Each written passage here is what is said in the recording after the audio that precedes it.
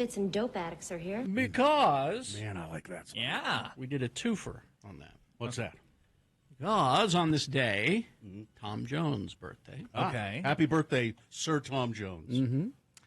and Prince's birthday. Really?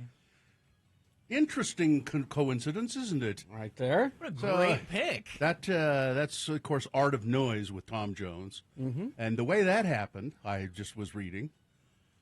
Tom Jones he'd had a bunch of hits with some sort of country western type songs, Sure. and he said I was getting tired of that, and I heard that song by Prince, and I thought, what if I did a version of that in my show? I'll do a kind of an R&B style. Okay. And so he did in his Las Vegas show or whatever, and Art of Noise heard it, saw him, and said, "We'd like to collaborate with you on that." Really? And and so they added all the pizzazz to it, you know. The everything? Yeah. The electric guitar? Now, wait, stop. What do you mean the everything? Tom Jones is the everything no, he is. on that song. I was not saying that in a disparaging way whatsoever. It had horns, it had an electric guitar, it had distortion, it had a piano, it had a choir, like And it's from the wonderfully named Tom Jones record, The Lead and How to Swing It, which I don't understand quite, but it sounds mean.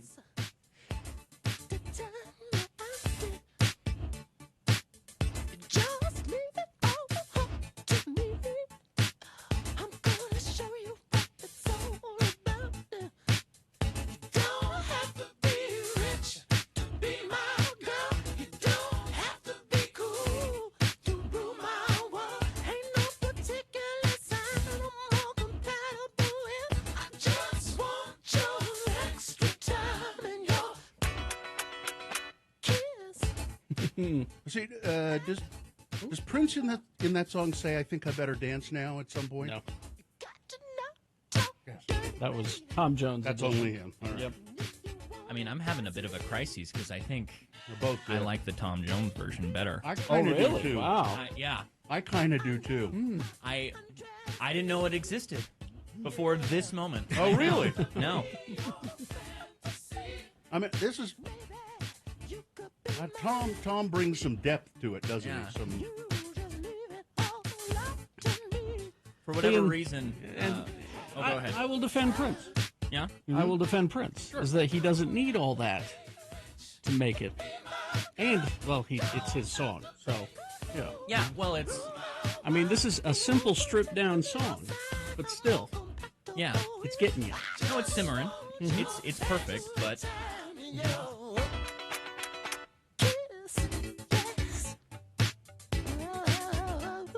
pretty damn good.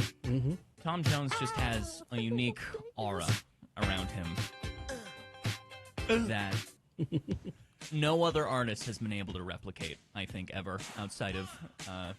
He still Looney sounds Tunes great characters? too. He's 80 something. Yeah. and he still sounds. He's great. 83 today. Oh, and tanner than ever.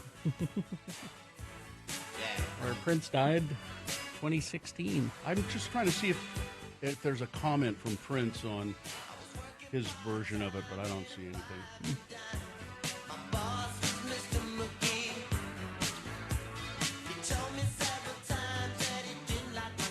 Look at all the musical talent born on this day. Seriously. Dave Navarro. Oh? Yeah, he's, good, okay. he's a good guitar player. Yeah. Iggy Azalea. Fetty Wap. Born on this day. It's just fun to say Fetty Wap. Here's Tom Jones after meeting Prince. Soon after Kiss was a hit, I went to a party at Tramp, the club in London, and at the bottom of the stairs, I ran into Prince. He was dressed like some kind of 18th century fop. Yeah. Braided coat, teetering heels, huge frilled sleeves, silk handkerchief. I may have imagined the handkerchief. He replied, "Thanks for recording that song," surprising me with his voice, which was by no means falsetto. It turns out his speaking voice is quite deep. He said, "Thanks for recording my song." And he said, "It would have devastated me if he had said to me, I didn't like it." Ooh. He said, I would have, Tom Jones said, I just would have been devastated.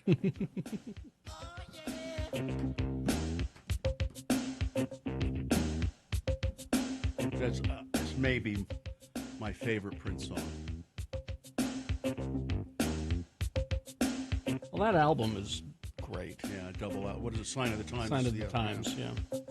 In France, a skinny man died of a big disease with a little name. By chance, his girlfriend came across a needle, and soon she did the same. At home, there are 17-year-old boys, and their idea of fun is being in a gang called the Disciples, high on crack, toting a machine gun. Huge talent. Mm-hmm. Just huge. Oh, well, this was a good one, too. What is this It's one? from the same album. If I Was Your Oh, Girlfriend. If I Was Your Girlfriend. Yeah. I never could quite figure this song out. No, it's easy. Because if I was your girlfriend, it'd be okay to do these things. But because I'm not your girlfriend, it's not okay. I'm for not me going to do these that. things. Okay. No, I'd like to do these things. If I was your girlfriend, it would be okay. If I was your girlfriend, would you remember to tell me all of the things you forgot when I was your man? Hey, hey, when I was your man. If I was your best friend, would you let me take care of you and do all the things that only a best friend can? Somebody says it's blasphemous. Tom Jones over Prince? I agree. Well, listen, how many Prince songs have we now played compared to how many Tom Jones songs True. have we played this morning? I'm No. not dismissing talent. And now I'm getting requests that we do farting around with Prince every week. So No request for Tom Jones? no Farting request around? for Tom Jones. Come on, what's new, Pussycat? Come on. What's new, Pussycat? Delilah? What did he sing in Invaders from Mars or Mars Attacks? It's not unusual. It's not unusual. No. He's got the best. He's got the best scene in the whole. Well, I mean, there's a lot of good scenes in that movie, but he's the future of the human race. Yeah. At the end of Mars Attacks, because the Martians have killed just about everybody Yeah. except Tom Jones and a bunch of other people, and they all escaped to a mountain to start civilization over. And there's Tom Jones up there on this mountain, Yeah. and he holds his arm up like this, and an eagle swoops down and lands on his arm, and then he starts snapping his fingers, and he starts doing Not it. unusual to be loved by anyone. It's a great film. Well, I don't care what anyone says. For whatever reason, not Tom a great Jones film. became our go-to karaoke pick for me and my friends. Oh yeah. It's just perfect. Oh yeah. His range is easy to hit. It's not unusual to be loved by anyone. It's not unusual to have fun with I anyone. think the human race will be repopulated by Tom Jones. Oh, yes. and Jim Brown, as I recall. Well, that's unfortunate because he was a turd. Yeah. Anyway, But a good football player. good football player, yes. But And a pretty good and a Oh, he was- civil rights activist. it's civil rights activist, good actor. But apparently, Did if you not treat women well. no, if you Google his name and Playboy Mansion, you will find Yeah. horrible stuff. Well, there it is. This has been Farting Around with Carrie, Bill, and Gina on X96, Radio from Hell. All right. You may have noticed Gina's not here. We'll tell you about that coming up. I noticed. We'll take a break right now, though, and then come back with your check-ins. Do you have any comments on Tom Jones or Prince or Farting Around or whether Mars Attacks is a good movie or not? All you got to do is call us. 877-602-9696 is the number. Check in with the Radio from Hell show. We like to hear from you in the morning. That's 877-602-9696. Please, if you would, you could also text us 33986. Speaking of good movies, Salt Lake Film Society knows good movies. They're doing their summer showdown again at the Salt Lake Film Society at the Broadway Center Cinema. You can get tickets and showtimes if you go to slfs.com. fstix.org.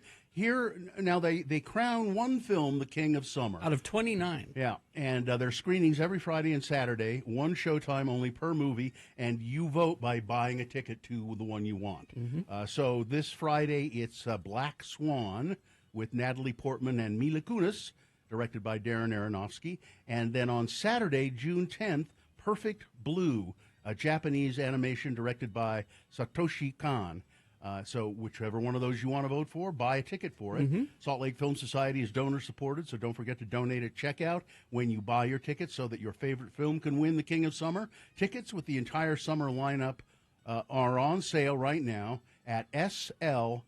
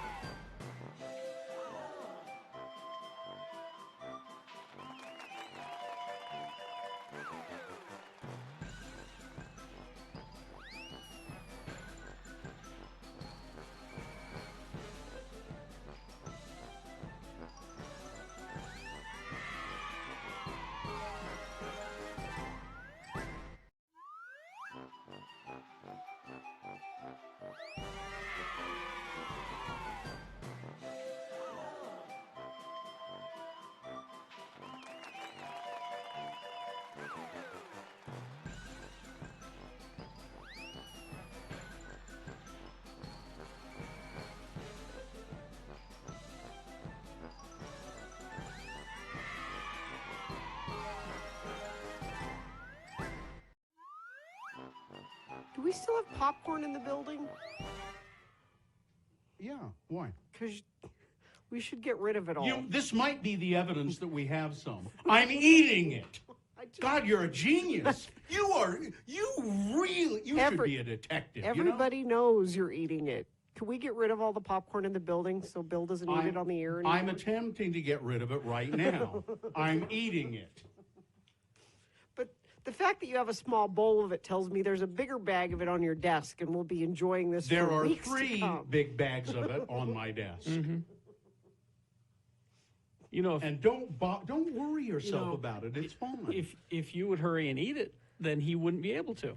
So I need to take care Yeah, of you it. need to take some initiative. She there. won't touch any of it. I will. No, this is Thai curry coconut. She Yeah, won't no, touch I it. won't eat that one. And then there's white cheddar pepper. No, I she won't. won't touch that. And then there's seaweed.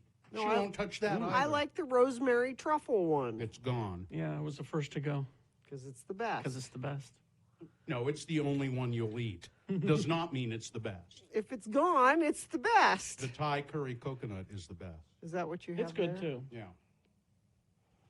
So weeks and weeks we'll be enjoying. No, I'm taking it home today. Okay, good. Don't worry about it. I'll take it home. Okay,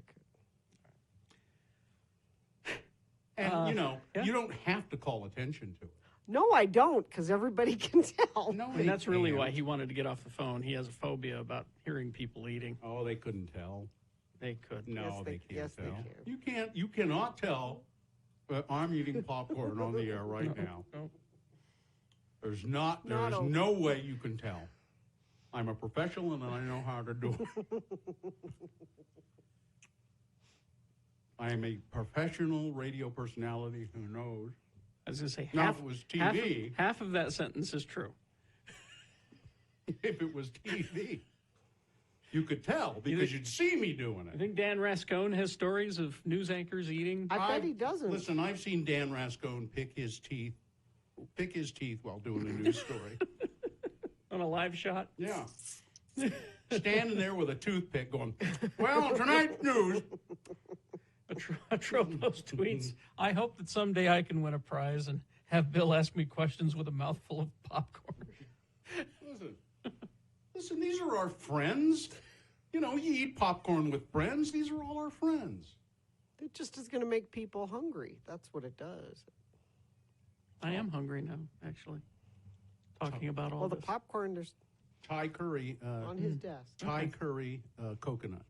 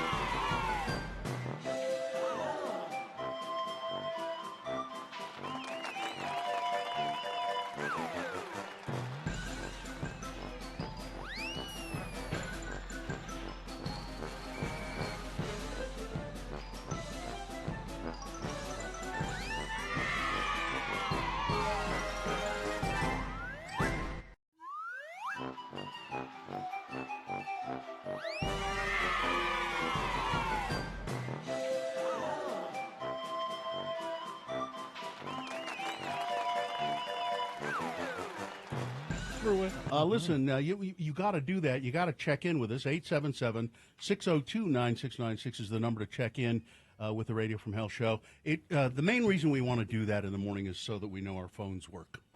Because often they don't. So Yes. 877-602-9696. Check in with us now, if you would, please. Nick, do you have a sponsor so that we can officially begin this show? Yeah, officially beginning this show, brought to you by Salt Lake Film Society. Summer Showdown is back at Broadway Theater Friday and Saturday nights. 2 cult classic films will be screened at 9 p.m. This week it's Black Swan Friday versus Perfect Blue on Saturday. Get the lineup and tickets at slfstix.org. The sun has been up for nearly half an hour. So if you're still in bed, what's wrong with you? Yeah. You know, you got to make hay while the sun shines. Yeah. So the sun will set today at 8:56 p.m. That gives you 15 hours of daylight. 15 hours, almost 16 hours of daylight to make hay. I never understood that phrase. You got to make hay while you can? I guess you make hay while the sun shines. That's you're harvesting the hay, you're baling the hay. I guess. Planting hay? And I think it's well, I don't know. Anyway, the moon is a waning gibbous moon, 84.8% of full. It will set today at 9:23 a.m. Today being Wednesday. It's the 7th day of June in the year of our Lord Jesus Christ, 2023.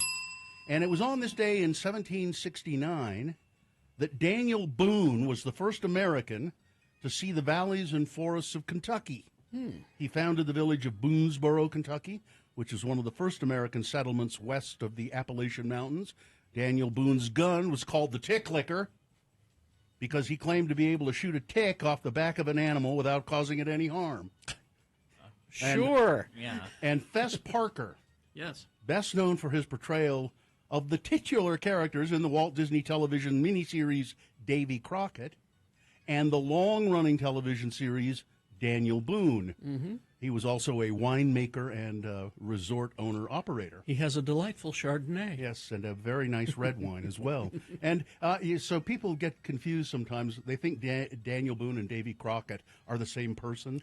They were not in history the same person. They were played by the same but they guy. were played by the same guy. Who so- both wore coonskin caps. Yes. Yep. So, It's confusing. Yeah. But one of them killed a bar when he was only 3, kilt. and the other one didn't. So, this is the King of the Wild Frontier edition of the show for people who feel like hell in the morning. Radio from Hell with the Kentucky Colonels of Broadcasting, the Lords of Morning Radio, Kerry Jackson. I'm Bill Allred. Gina Barberi, not here today, and will not be here for a few days. She's gone to her homeland. She's in Florence, Italy, looking desperately for an Olive Garden. Yep. So Nick's your buddy, Nick's your pal, filling in for Gina. Thank you, Nick. Katie for short is our fine producer, and Jay and Dawson are helping make this show what it is. So blame it on them. So we do have people checking in, but Okay. we're going to need a lot of help with the show today Yeah. Yeah. because we have things that must go coming up. So we need your things that must go. Email them to radiofromhell@x96.com. Put must go in the subject line, and then the body of the email, tell us what must go. All right. Also, we have an X poll coming up at 7:45. I'll tell you about that later. Okay. But right now, check-ins. Let's begin with, Really? Your name really is Clark Kent? you know how I feel about fake Yes, names. it is. Well, Yep, no, it's not. That It's just I really just want that to be my pseudonym for the name okay. for the show. Where are you calling from? Is that okay? Sure, why not? Pleasant Grove. Oh, not Okay. Metropolis. Oh. What's going on? What's your humble request from Pleasant Grove? Well, I'm a podcaster. I've been listening to the show for about 15 years now, and I can't get enough of it, so I listen every day to the entire show on the podcast. Okay. Okay. And I have a bit of FOMO because every morning when I get up, I feel like I miss out on the first 15 minutes of the show because You do? I know for royalty reasons or whatever, you usually can't play a lot of farting around. Yeah. So on the one hand, it's gotten me up earlier because I get up to listen to the first 15 minutes live on the app. Sure. But on the other hand, when I can't do that, I'm wondering, my humble request from a podcaster is that would it be possible to, as part of the beginning of the show, when Carrie starts the show and says, because, could you, Bill, or Gina add the name of the song and the artist so that when I'm podcasting, I can go Okay. and listen to the song Okay. All right. and be a part of farting around. Okay. Is that something you could do? Well, listen, I'll try. I'm going to make a note, and I'll try and remember to do that. Now, Because- incidentally, you actually did do that today, so I appreciate it. Okay. I appreciate when you do that, so I don't have to What try and do we guess what the song was All that right. you played. All right. Name an artist, song, and artist. Okay. Thanks. Yeah. Thank you, Clark. Thank you. So that was Clark is apparently a radio consultant. Yeah. What he was trying to say is, when you say it, play it, or when you play it, say it. Yeah. That's it. That Yeah, was yeah. It works either way. that was the slogan. Yeah, yeah. Yeah. When you play it, say it. Yeah. Let's go to Kent. Kent, not to be confused with Clark. Kent, you're in Ogden. What's going on? Oh, not a lot. Just a nice, lovely morning, listening to Lords from Radio as I head home. Another long night at the kibble plant. Oh, you're Oh, making yes. making dog food, or ordering Yep. people around who make dog food. Not so much ordering, but I try and support my team. I let my lead know that I trust him to run the process, and then I just want to be informed so I can pass up the chain of command what I need to about how the night went, good or bad, or where the poop hit the fan, and whether or not I was in the splash zone. So You're entirely too reasonable, Kent. Kent, I think that's I nice. tried. I think that's nice though that you let your lead, kind of take it and go with it while you go into your office and shut and lock the door. Put your feet up, and sleep through the entire yeah. shift. Yeah. Right. oh, it is a consummation devoutly to be wished. Yeah. But no. And I'm curious, what does a bad kibble night look like? Things not getting within spec, high moistures, low fats, things where as we test the kibble when it's finished, it's not within the spec the customer demands. Damn. And we have to regrind it and start over. It's like, well, that was a nice waste of time and energy and effort. You don't throw it I mean, away. You don't throw it away. You regrind it. We regrind it and it becomes kind of a filler where it's like, Yeah. okay, this, as long as it's not too far out of spec, Mhm. we can regrind it and it's just going to get lost in the mix and come out okay. All right. Because it's generally the same recipe, and up to this extent of a percentage, you can have it. Okay, now Be you're part of that, telling so. us more than we want to know. Yeah. Yeah, so that's right, why Ken. it just became vague and ambiguous and All right. ripped it off in my statement. All right. Thank you, Ken. Yeah. Thank you, Ken. Thanks for checking Crazy in. time. Thank you, sir. See ya. Bye-bye. Let's see. Perry City listener checking in. Mars Attacks is a hilarious movie. The grandma had some great one-liners. Johnny B checking in. Countdown status. Girlfriend and I have 160 days until our 6.66 year anniversary. Or 6.66 year. I don't know. We're having scrambled egg burritos this morning. Oh, hell yeah. That's good to know. IT Mike checking in. Another happy day of end users saying, fix it. Fix it! I wouldn't want to be an IT guy, really. No. But at the same time, you guys have got to realize we're incredibly stupid. Don't assume that we know what you're talking about, okay? Talk to us as though we're 5. That's, Or don't talk to us at all. or just Don't- fix it. Just don't talk to us at all. Just when we say this is broke, you just say, okay, I'll fix it. All right, traffic, please. Yeah, is there any traffic to fix? Taking a gander at that, I am seeing green across the valley at the moment. I'm sure as we get into the business hours and people are cramming up the roads, I'll have more to talk about them. But if you see anything up until that point, say something. 33986 is where you can report that. Traffic brought to you by It's a Good Time to Buy Toyota. Visit your local Toyota dealer today. Toyota, let's go places. All right, coming up in the next break, we do have Big Boy News. And right after the Big Boy News, it's Frank Christ presents They're Fine. They're Just Fine. It's our Dead Celebrity Game. We'll tell you how to play and what you'll win coming up in just a few moments after some messages and a song. All right? Okay. Hoops Vision Correction, HOOPES Vision.com. Carrie has done it. I have done it. Our family members have done it. There is no reason that all God's children shouldn't have gotten their vision corrected at Hoops Vision, gotten rid of their, get your weak-eyed little kids, get them fixed. Get the kids. I don't know what the age cutoff is, but get the LASIK so that they don't have to wear glasses or contact lenses. I can't imagine being like in high school or junior high even and trying to figure out contacts. Yeah, I don't. Because I did contacts when I was an adult, and it was still I just hated it. The surgeons at Hoops Vision, they're among the most experienced in the country. They do a great job, whether you're nearsighted, farsighted, or have an astigmatism. LASIK can help improve your vision and your life. So schedule an appointment today. Call 877-30-LASIK or do it online at hoopsvision.com. I got a Twitter message. Says, I think it just came last night. I think it is wonderful that Radio from Hell reads the correspondence from Kyle Brown. Mm-hmm. I wish these letters he sends would become a book to share and raise money to find treatments and someday a cure. There you go. I would buy multiple copies. That's a to good share. idea. Bravo, Bill, Carrie Gina, prayer for peace and comfort, Kyle. I went to visit Kyle at his house on Saturday. He's not getting out a lot, I don't think. Mm-hmm. I was going to go for a car ride with him a few weeks ago. He was still driving at that time, and I thought, well, that'd be interesting. Let's go for a car ride in his, what does he have? Like he says a Fiero, I think, which is a weird car.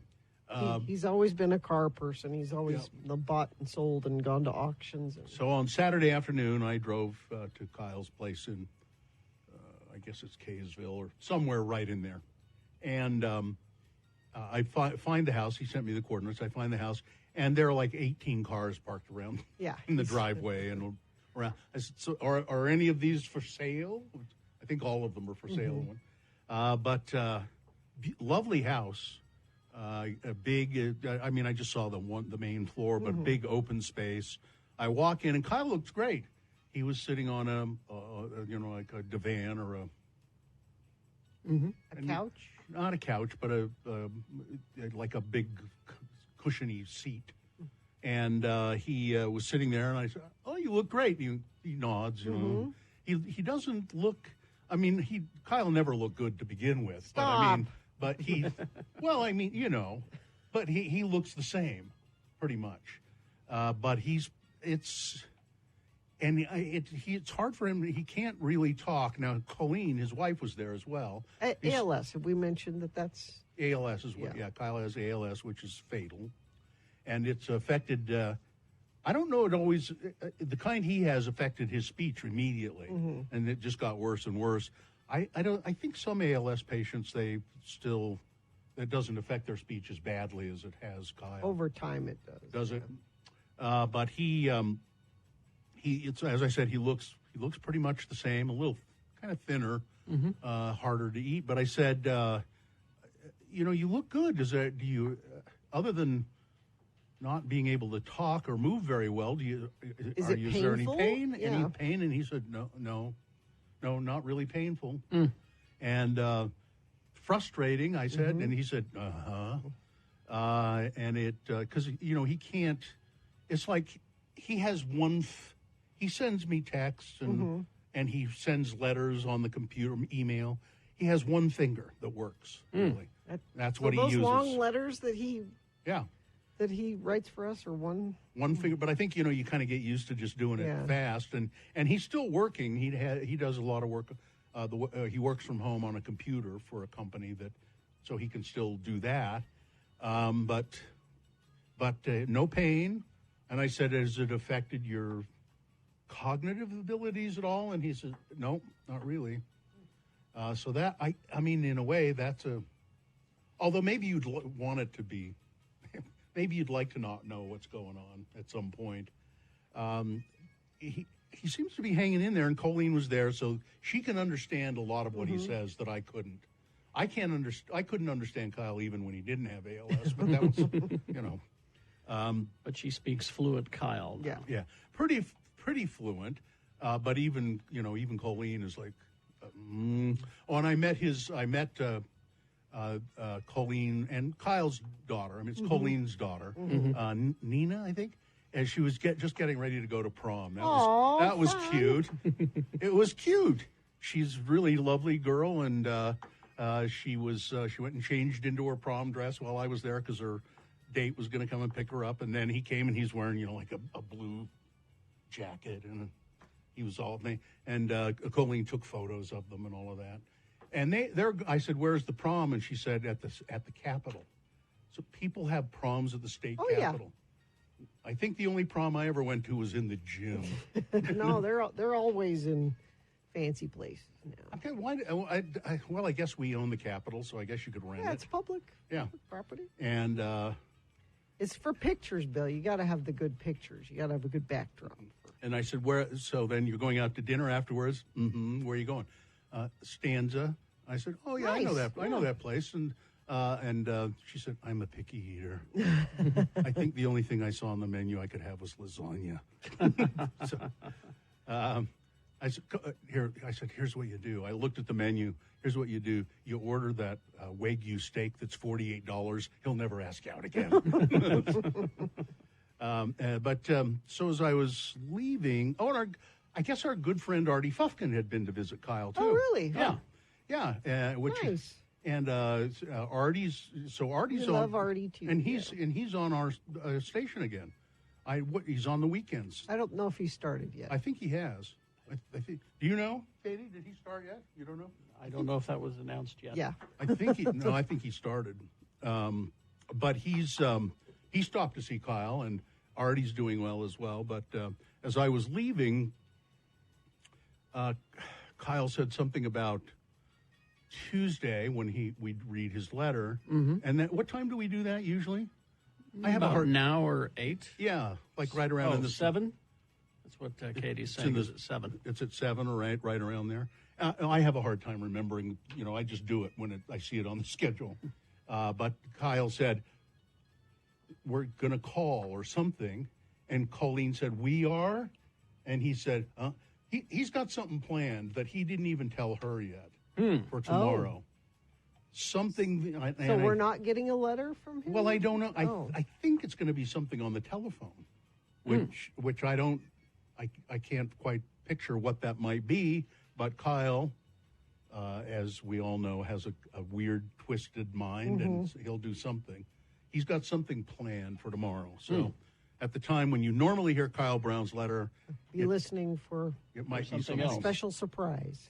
Tomorrow, 7 a.m., it says, Katie says around 7. So it'll be something special.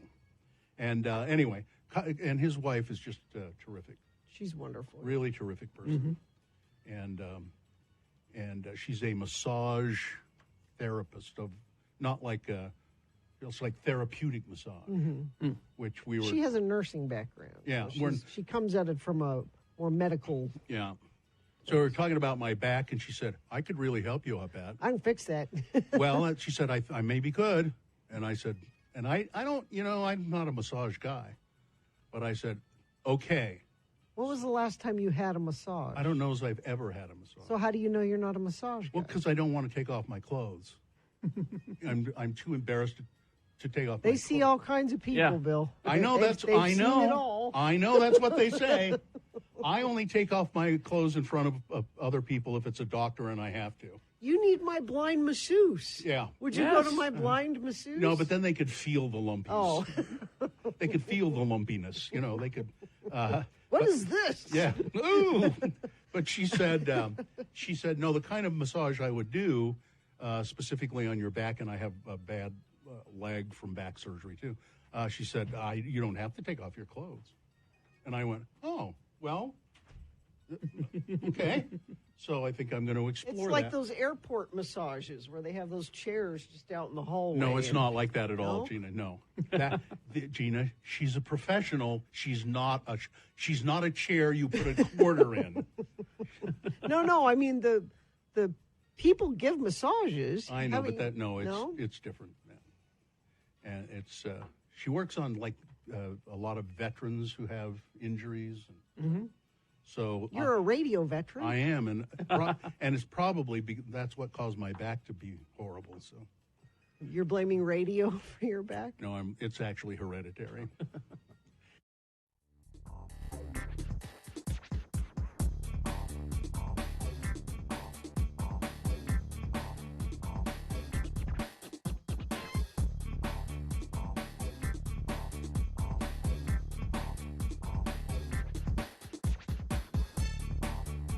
Message in a bottle that you knew that.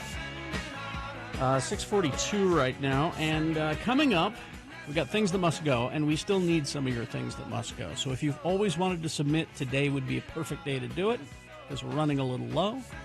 Send them to radiofromhell@x96.com, and the email, put your subject line, put must go in there, all right? So there's that on the way. Boners coming up. We've got an X poll coming up. We'll tell you about that. Right after we do the news here, though, it's Frank Christ presents They're Fine, They're Just Fine, our dead celebrity game. We'll give you 4 celebrity names.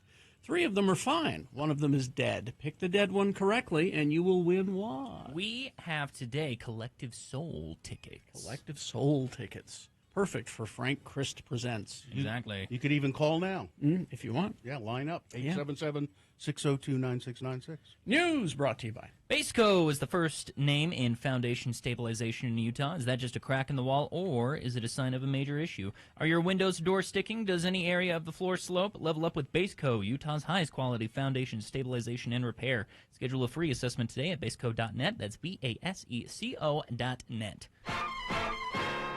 Cuba Gooding Jr. is he's been getting off lucky, I think. Very.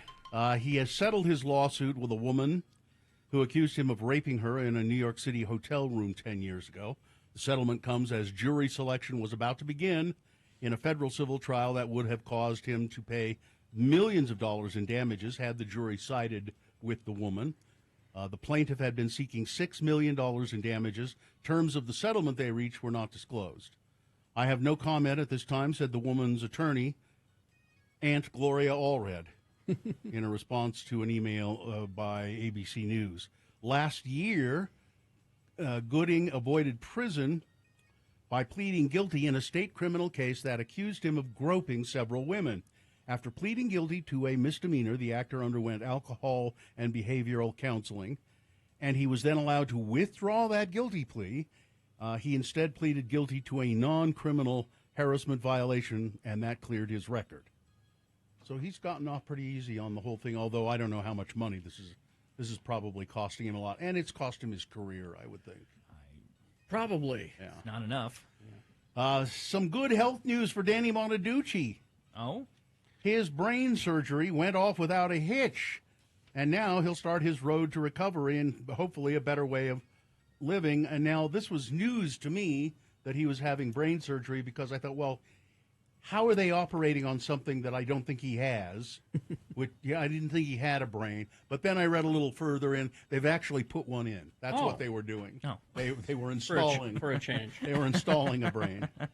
Paul Anderson, Danny's longtime pal and agent, tells TMZ the actor was under the knife for 2 hours on Monday, but everything went really well, and everyone is super optimistic about Danny Bonaducci's recovery.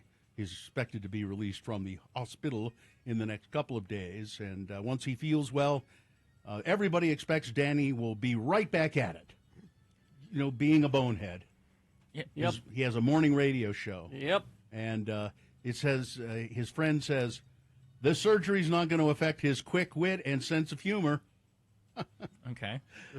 So I guess, I think there was hope that it would get better, his quick wit and his sense of humor, but I guess it's not to be.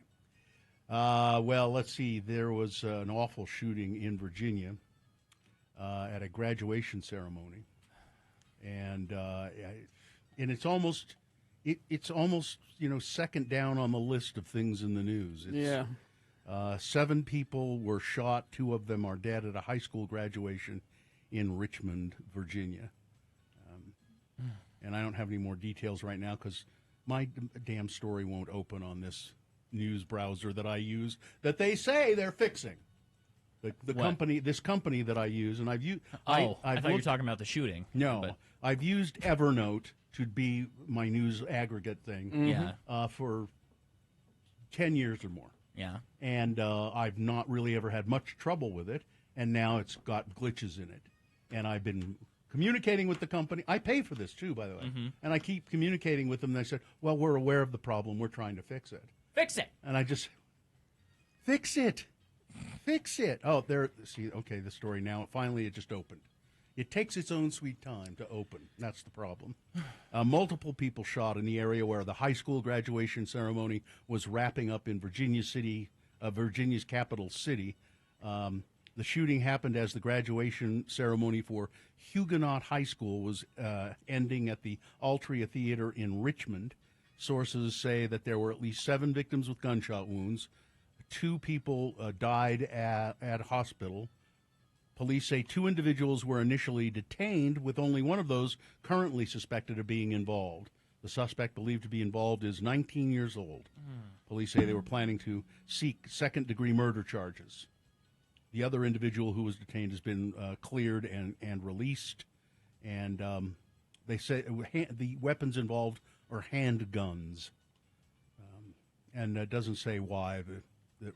There's no motive, at least at this point. In Ogden, a suspect was killed and a police officer was wounded in a shootout yesterday afternoon. Deputy Chief Jake Suby said that officers were called to Washington Park Apartments on North Washington Boulevard about 3:30 in the afternoon. They said they were there to serve a protective order. When the officers arrived, they encountered a male suspect with a gun. Shots were exchanged between officers and the suspect. One officer was shot, transported to local hospital for treatment. Suby said the officer's in stable condition, will recover. The suspect was shot and pronounced dead at the scene. Name not released at this point. It's like the second standoff up there in several weeks. There were bullets flying all over the place for a while. Yeah. People were hiding behind their cars and things like that because there were bullets flying through the air. The air quality levels in New York City have spiked to unhealthy, and if you've seen any pictures of it, boy. I just retweeted a picture. These are the fires that are burning up in Canada. They had been affecting our air quality for a while, but these are a different set of fires, and New York City is it's almost like it's night. Yeah. It looks like it's nighttime. The sun is shrouded. It's hazy and smoky, and they say if you are in New York City and planning on doing any kind of outside activity, don't. Stay inside. Wear a mask if you have to go out. Don't do any exercise outside because it's very unhealthy. Watergate lawyer John Dean said yesterday that all signs point to Donald Trump being indicted in special counsel Jack Smith's investigation into the former president. I think it is highly likely, Dean said. The evidence is certainly overwhelming. Dean, who was Richard Nixon's former White House counsel, you know, that rat bastard John Dean, who As G. Gordon Liddy referred to it. G. Gordon Liddy, that rat bastard John Dean. John Dean was the one who finally spilled most of the beans about the Richard Nixon taping and the Watergate plumbers and all of that. Yeah. He said, Dean says he's curious about one thing about this indictment of Donald Trump, and that is if federal prosecutors will offer Trump a deal in the probe into his mishandling of classified documents after he left the White House. Dean says that's the norm with high-level people who violate the law and get themselves in trouble with security clearances. But I don't know if even Donald Trump would take a deal if he was offered one because, well, Yeah. you know, he's Donald Trump. Exactly. A charging decision in Smith's investigation, which centers on the classification of documents and any role that Trump played in trying to overturn the 2020 election, is expected soon. Federal prosecutors are using a second grand jury in Florida as part of the documents probe. And finally, this story, I'm just going to tell you, Mike Pence finally declared that he's running for president. Yeah. And former Vice President Mike Pence, and he said, God's not done with America.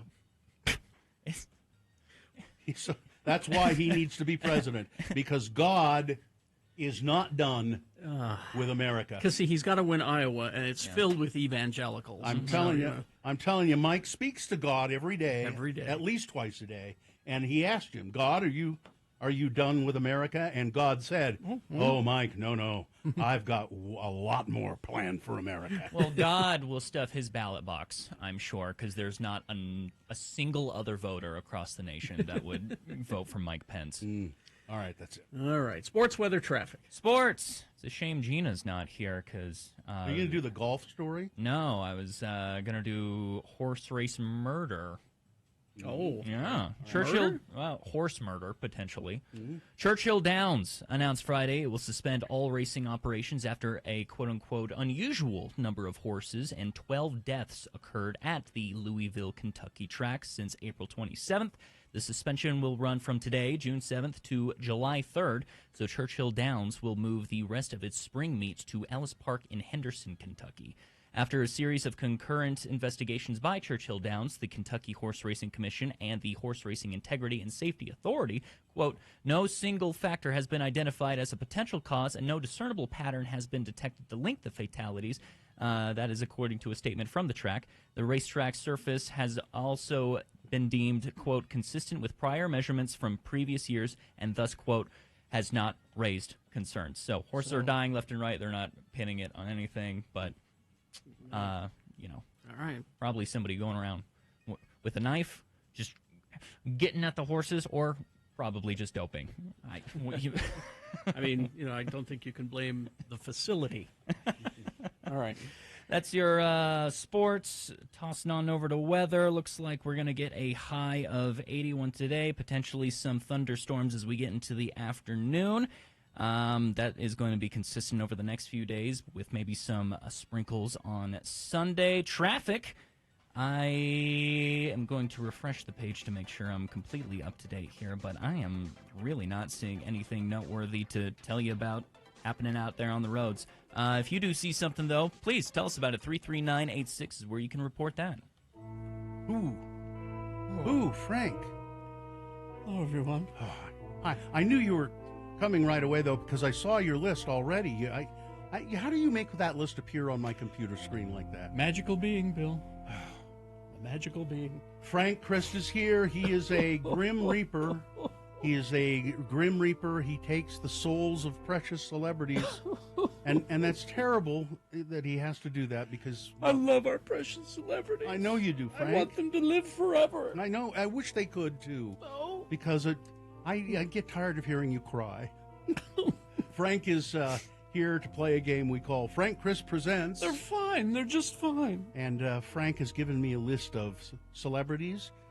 3 of the celebrities on this list Well, are they're fine. They're just fine. but one of them, Oh. Frank has taken the soul away to wherever he takes them in his electric scooter. And I think it's an interesting list, Frank. You must have heard us talking earlier this morning, or you knew, I guess, Oh, I know all. that it's Daniel Boone Day, and Daniel Boone was played by Fess Parker. And Fess Parker, the actor, has well, he was alive when he had it, a winery, Yes. but it still exists, Fess Parker Wines. And this is a list of celebrities who own or partially own wineries. Oh. And Let's see how Travis does with that. Travis is our contestant. Hello, Travis. How are you? Hello. Great. How are you guys? No, how are you, Travis? I'm good. Thanks. Or are you fine, perhaps? I'm fine.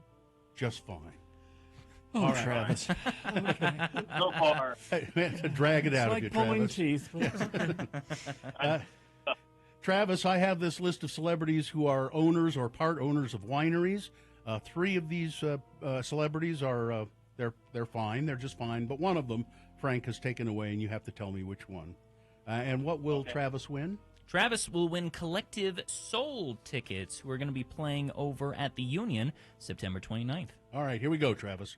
Number 1 on the list is Boz Scaggs. Singer, songwriter, guitarist. He was an early bandmate of Steve Miller in the Ardells and the Steve Miller Band. And he is part owner of the Scaggs Vineyard, growing Grenache, Mourvedre, Syrah, and Counois varietals in the north crest of Mount Veeder. His dirty, low-down Pinot Noir is wonderful. Number 1, Boz Scaggs. Number 2, Mick Hucknall, lead singer and songwriter of the pop band Simply Red, with whom he enjoyed a 25-year career and sold over 50 million albums worldwide.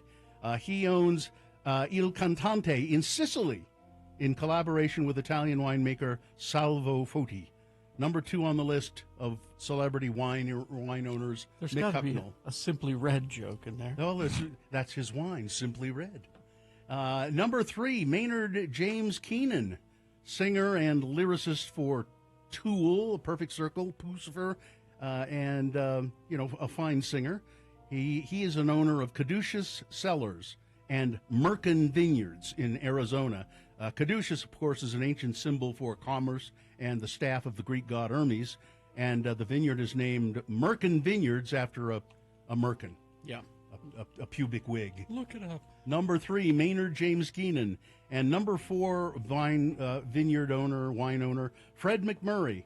McMurray appeared in numerous Disney films, including The Shaggy Dog, The Absent-Minded Professor, and The Happiest Millionaire. And, of course, he was Steve Douglas in the television series My Three Sons. McMurray Estate Vineyards is what he owns, an E&J Gallo property, but maintained by his daughter, Kate McMurray, with winemaker Boyd Morrison. Those are 4 celebrities who are all part owners or owners of vineyards. Which one is no longer with us, Travis? What was the last one again? Fred Number 4? McMurray was his name. Fred. Mm-hmm. Okay. He was the. Yes? Hey, Fred McMurray is no longer with us. Yeah, okay, you're right. It is Fred McMurray. As a matter of fact, he died back in 1991 at the age of 83. Maynard is still with us, of course. Mick Hucknall is, and Boz Scaggs. Boz is getting up there, 78. Mm-hmm. Well, congratulations, Travis. You have won Collective Soul tickets. Hang on the line, Yeah. Travis, and somebody will tell you how to get them, okay? Mm-hmm. Oh, Travis. Has anyone seen Liam Neeson? I wouldn't mess with him. No. 71 today. He'll punch you out. Oh, it's Mike Pence's birthday today. Is it? 64. Wow. Yeah, I have a secret to tell you. Yes? I was the fly on his head. Oh. Really? Just waiting? I took the form of a fly. Really? I had to check on him because he didn't seem alive. He didn't, did he? It's hard to tell. Yeah. Goodbye, everybody. Goodbye. Goodbye. Bye, Frank. It's hard to tell if Mike is with us or not. Traffic. Taking a peek across the valley, I am seeing some slowage going on right now. Westbound SR 201 near West Valley. I'm also seeing some slowage southbound I-15 near Farmington. But if there's anything I'm missing out on, tell me about it. 33986 is where you can report that. It's all brought to you by It's a Good Time to Buy a Toyota. Visit your local Toyota dealer today. Toyota, let's go places. KXRK Provo, we got things that must go coming up right after this. Downtown Alliance, they want you to know about the Green Loop. Yeah, this is your last chance, getting close to your last chance to head over to the Green Loop, a temporary pop-up park in the middle of 2nd East between 3rd and 4th South. You can enjoy live music there, food trucks, beer, games, every Wednesday and Saturday. So today? Let's see, until June 10th. So, yeah, so next... Oh, that's this weekend. Yeah, this weekend is the last time for the Green Loop. Then there's the Downtown Farmers Market. It's back at Pioneer Park on Saturdays from 8 a.m. to 2 p.m. This is the 32nd season of the Downtown Farmers Market, and it's going to be the biggest one yet. More vendors, more food trucks, tons of fresh vegetables, fruits, and meat, and a good place to meet your friends on a Saturday because most of the city is there on Saturday morning at the Farmers Market. Yes. You can learn more about all of this at the website downtownslc.org.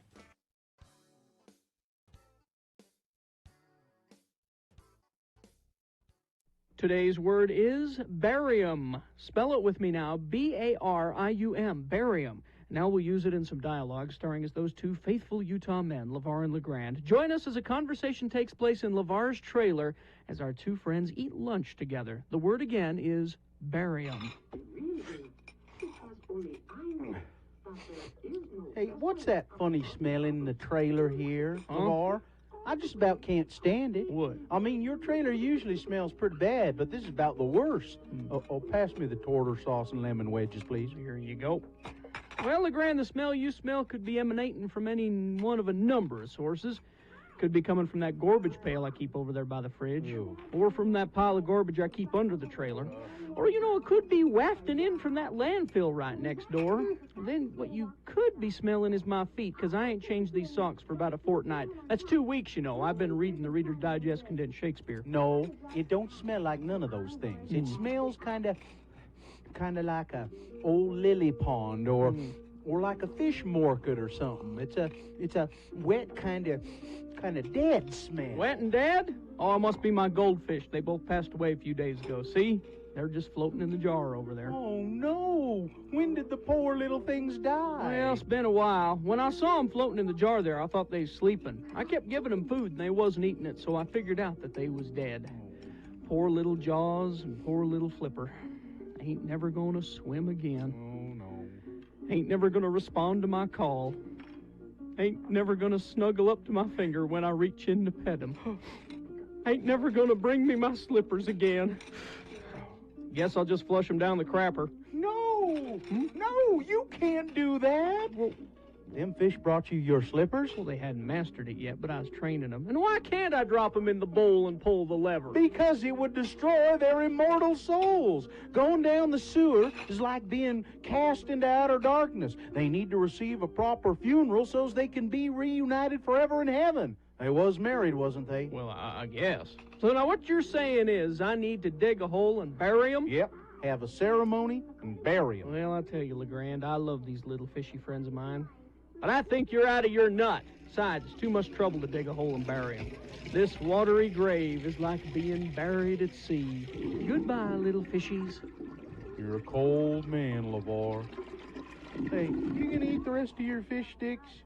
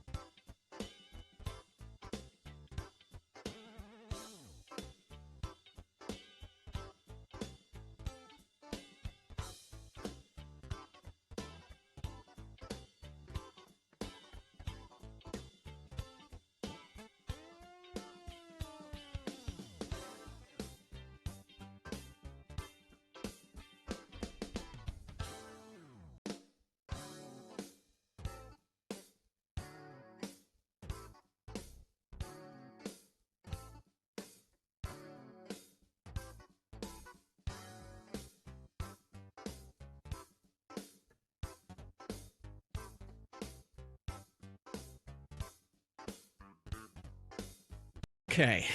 Let's see now. We got Boner of the Day coming up, along with Big Boy News. Mm-hmm. We've got, right after we award the Boner, it's the X-Poll. Yes. Now, today's X-Poll is, what is the small hill you're willing to die on? Is this a difficult concept? I'll give some examples coming up. Okay. But, in the promo yesterday, one of the ones that was written for you is something that you have said many times before. Yeah, I don't care for balled meat. I will not eat meatballs Sure. of any kind. Meat should not be balled. Yeah, there should be no meatballs. And one of mine is, and I have many, but glitter needs to be made illegal. Illegal? Yes. Okay. In all forms. I agree. It just got to go. I'll let you back that up when the X-Poll. The X-Poll coming up. Okay. So be thinking about. I'll give you some examples coming up, but I don't want to distract from things that must go, which is happening right now. So, things that must go, brought to you by. Sponsored by the Stateroom Presents, bringing you live music memories. Check out Colin and Brad from Whose Line Is It Anyway? This Friday, June 9th at Eccles Theater. Find tickets and showtimes at thestateroompresents.com. Things that must go on the radio. Yes, things that must go, things that you need to just have them be gone from your life. You can't stand it anymore. They've bugged you for a long time. You can't stand it anymore, so you put it down on an email.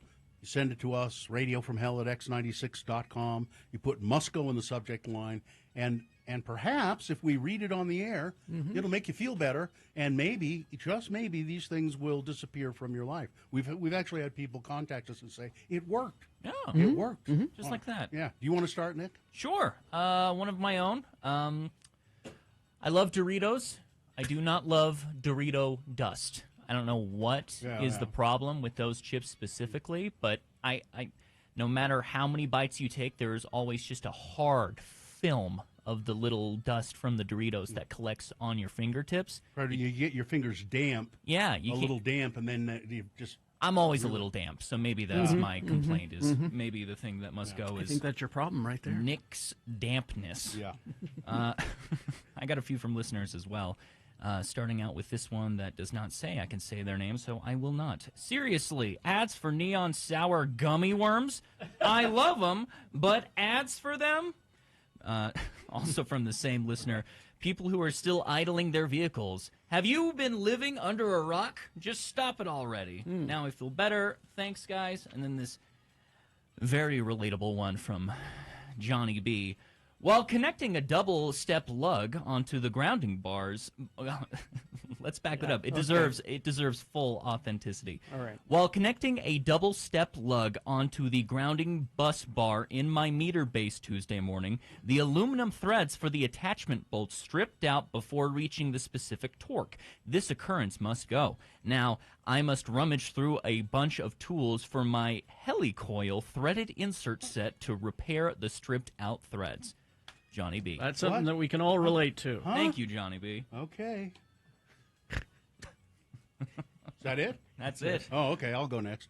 This one, this is from, it says, hey, it's your favorite, Rochelle. And my husband, Jake, is joining in on this one. Oh, hi, Jake. Things that must go today. The housing market. Can it please just crash so we can give our daughter the house she deserves? Also, another thing that must go, speeders. I'd like to travel to my destination safely, and you passing me going 90 miles an hour in a 70-mile-an-hour zone doesn't make me feel very safe. I've got kids in the car. Go the speed limit. Thanks, y'all. Have a good day today. This one says, hello, lords. Call me Shane. All right, Shane. A couple of must-goes. The salespeople in the mall with the damn overpriced lotion who want you to try their free sample. Okay. Just take no for an answer and leave it, okay? Another thing I have is an overzealous neighbor who moved in 9 months ago, and he will not stop bothering me about going to church. Ugh. I've been polite, said no, told him my reason, and I guess he didn't like my answer. He has had missionaries and other clergy people come over to my house and want to teach me. I also say, no, not interested, leave me alone. So Saturday, he sees me and the same crap. Come to church tomorrow. I'm going to run my 5 miles, and I say, maybe I'll think about it if you run with me.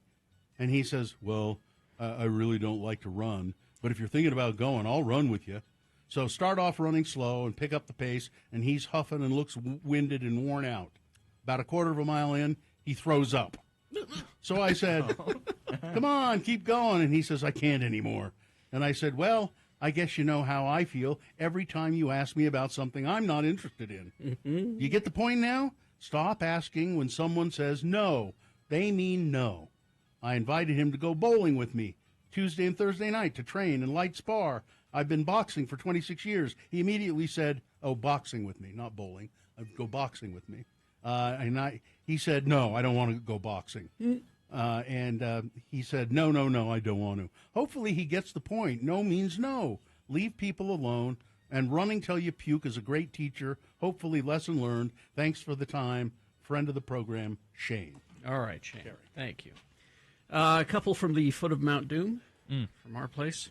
My wife's mutant ability to remember to call an office when they've closed the office for lunch.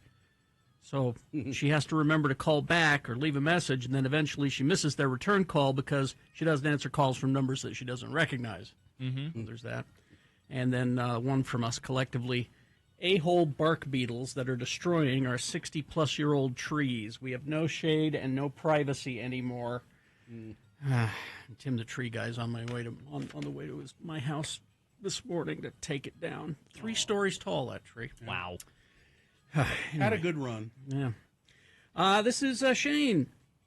A couple of things that are irritating and disturbing. First, the damn kids and young teens who think it's fun to jump up on parked cars, walk on the hoods and the roofs. You're foolish, reckless, potentially destructive, and someone may open a can of whoop-ass on all of you. So stop. Lastly, I have some, I think this is where Shane's bragging a little bit. Lastly, I have some acres of land in Nevada that have 3 abandoned silver mines. Oh, la-di-da. Man. Now to his Moscow. They are locked up tight with steel bars and warning signs to stay out. While I was out there this past weekend, someone had pried their way in, and now I have to reseal it. This is terribly dangerous and stupid to explore old mines. The bars were put up for safety. Mines are rattlesnake havens. Bats, scorpions, venomous spiders, and other dangerous creatures make their way in. Not to mention, they can collapse. Mm-hmm. They have dead air, which will suffocate you. Not to mention, these mines are super deep, have false floors, may have old blasting caps or dynamite in them. Bottom line to anyone, stay out of mines. Don't swim or play in water near mines. The waters are probably toxic, and ore piles are not a great place to explore. Also, you're trespassing and vandalizing. Some old shacks may seem cool, but it's not. I don't want to see anyone get hurt or die because of stupidity.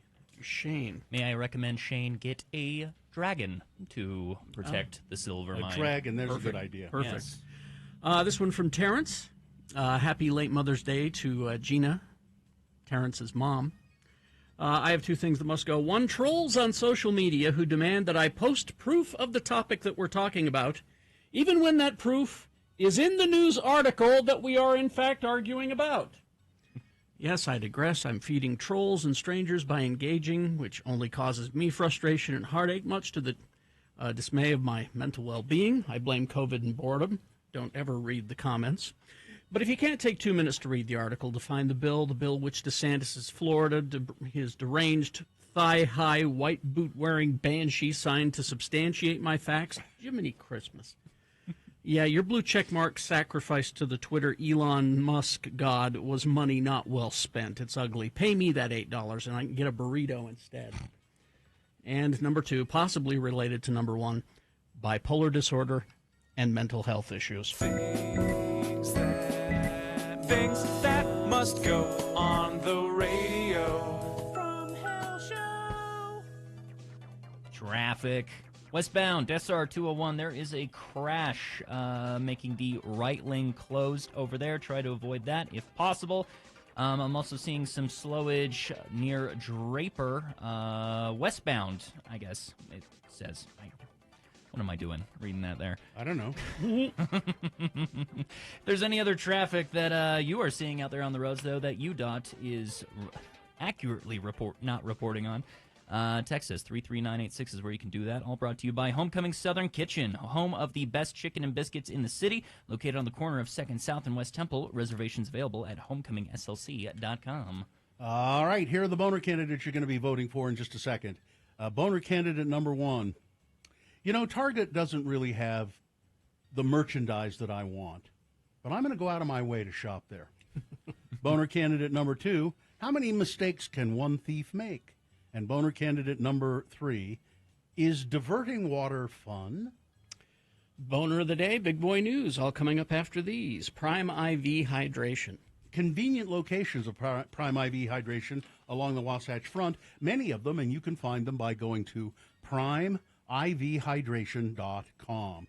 Maybe you need an immunity boost, assistance with weight loss, athletic recovery, or you just want to feel healthier. Well, Prime IV has a drip for you and the perfect gift for Father's Day, if you think about it. Now, I've done this, and it's very relaxing and invigorating. You get a drip at Prime IV Hydration, a blend of vitamins, minerals, antioxidants, and IV fluids that go right into your bloodstream. That's right, they put an IV on you. Now, they have medical professionals there. They take a survey and ask you all kinds of questions, and so they get the right thing for you. And then you sit in a massage chair and relax, and it's very nice. Right now, you can get Dad a Father's Day gift that he'll love. The X96 introductory offer for just $79. That's $79, a great Father's Day gift. Learn more at primevhydration.com. We're so sad. We're emo pop punk sad. It's Friday the 13th. It is? Yes, it is. And I wondered why that noise kept happening. what noise? I don't hear a noise. That noise. Oh. So it's time to check out some superstitions and find out why people believe them. What the backstory of superstitions. All right. Okay. I have a list. It's a list, really. It is a list? I mean, I Okay. don't know if you want to make it official or Well, not. I mean, if it's a list. If it's a list, you have to. We kind of have to. I know people love a good list. All right. It's Radio from Hell with another list, because people love a good list. X96. Superstitions and where they come from. Throwing salt over your shoulder. I know. It's the Last Supper. Well, so common superstition is that spilling salt brings bad luck. However, yes, if you pick up something that's spilled and throw it over your left shoulder, it reverses the curse.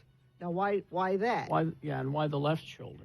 I never knew this. I knew what Bill said, but I didn't know it was this specific. So ancient Romans believed throwing salt over one's left shoulder wards off the devil, who apparently hangs out on your left shoulder. You know how you have the devil on one and the angel on the other? Oh, the devil's always on the left. Devil's always on the left. Did you know that? Yeah.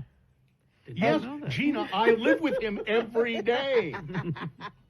And apparently the throwing the salt over your left shoulder hits the devil in the face and he can't see. If you look at the famous pictures of the Last Supper, the famous paintings, I think it's Da Vinci. Yeah. There's at one place on the table, someone has knocked over. Well, not just someone, Bill. Well, Judas. Yeah. Has knocked over a salt cellar.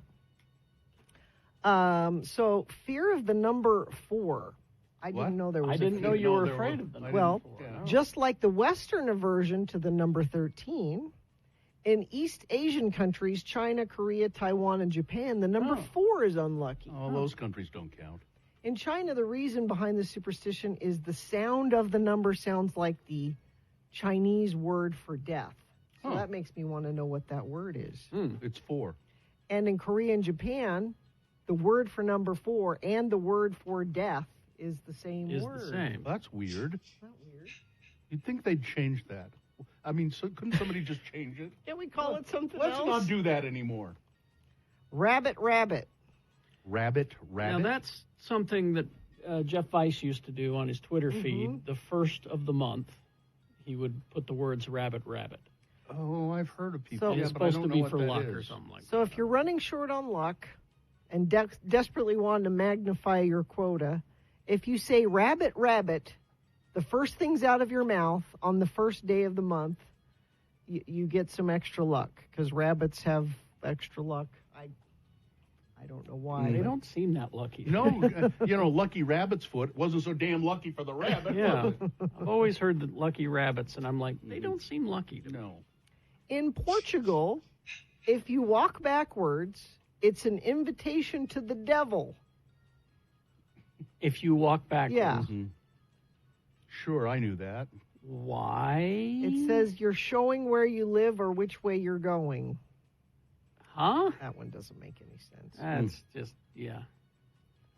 In Japan, when visiting the graves of loved ones, people tuck their thumbs when they're inside the cemetery. Okay. Mm-hmm. I guess the word thumb means parent figure in Japanese, and tucking your thumbs indicates protecting one's parents from death. Again, couldn't we change that? So I'm going to have my kids protect their thumbs from now on.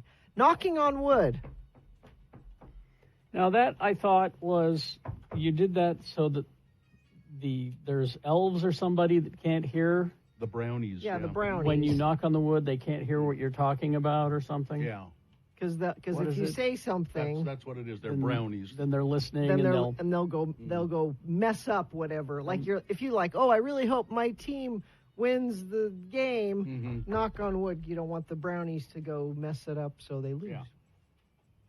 Russians believe that wishing someone a day before their actual birthday, happy birthday, brings bad luck. You can only wish happy birthday on the day. But Okay. this is in Russia, so. Damn right it's not. Oh, this is handy information. Lemon and chilies ward off evil. And I like both of those things. If you string 7 chilies with a lemon and hang it outside your home, it'll stop evil spirits or bad omens from entering your home. You can also string them on your vehicles and bicycles. This is a Hindu legend. The goddess of misfortune enjoys eating sour and spicy food. So if she comes near your home and encounters lemon and chilies, she'll get stuck there just enjoying the lemon and chilies, and she won't come in your home Yeah, okay. and have mischief. That makes perfect sense to me. Doesn't it? Mm-hmm. Let's see. And finally, this one, yellow flowers. Okay. Flowers are associated with expressions of different forms of emotions. Of course, red roses express love, white for peace. But in Russia, giving yellow flowers of any kind, doesn't matter the kind of flower, it's inappropriate. It means somebody is going to die, like the relationship can die, or a person is going to die. I found another couple of things for Friday the 13th, things that you should not do. Get a haircut.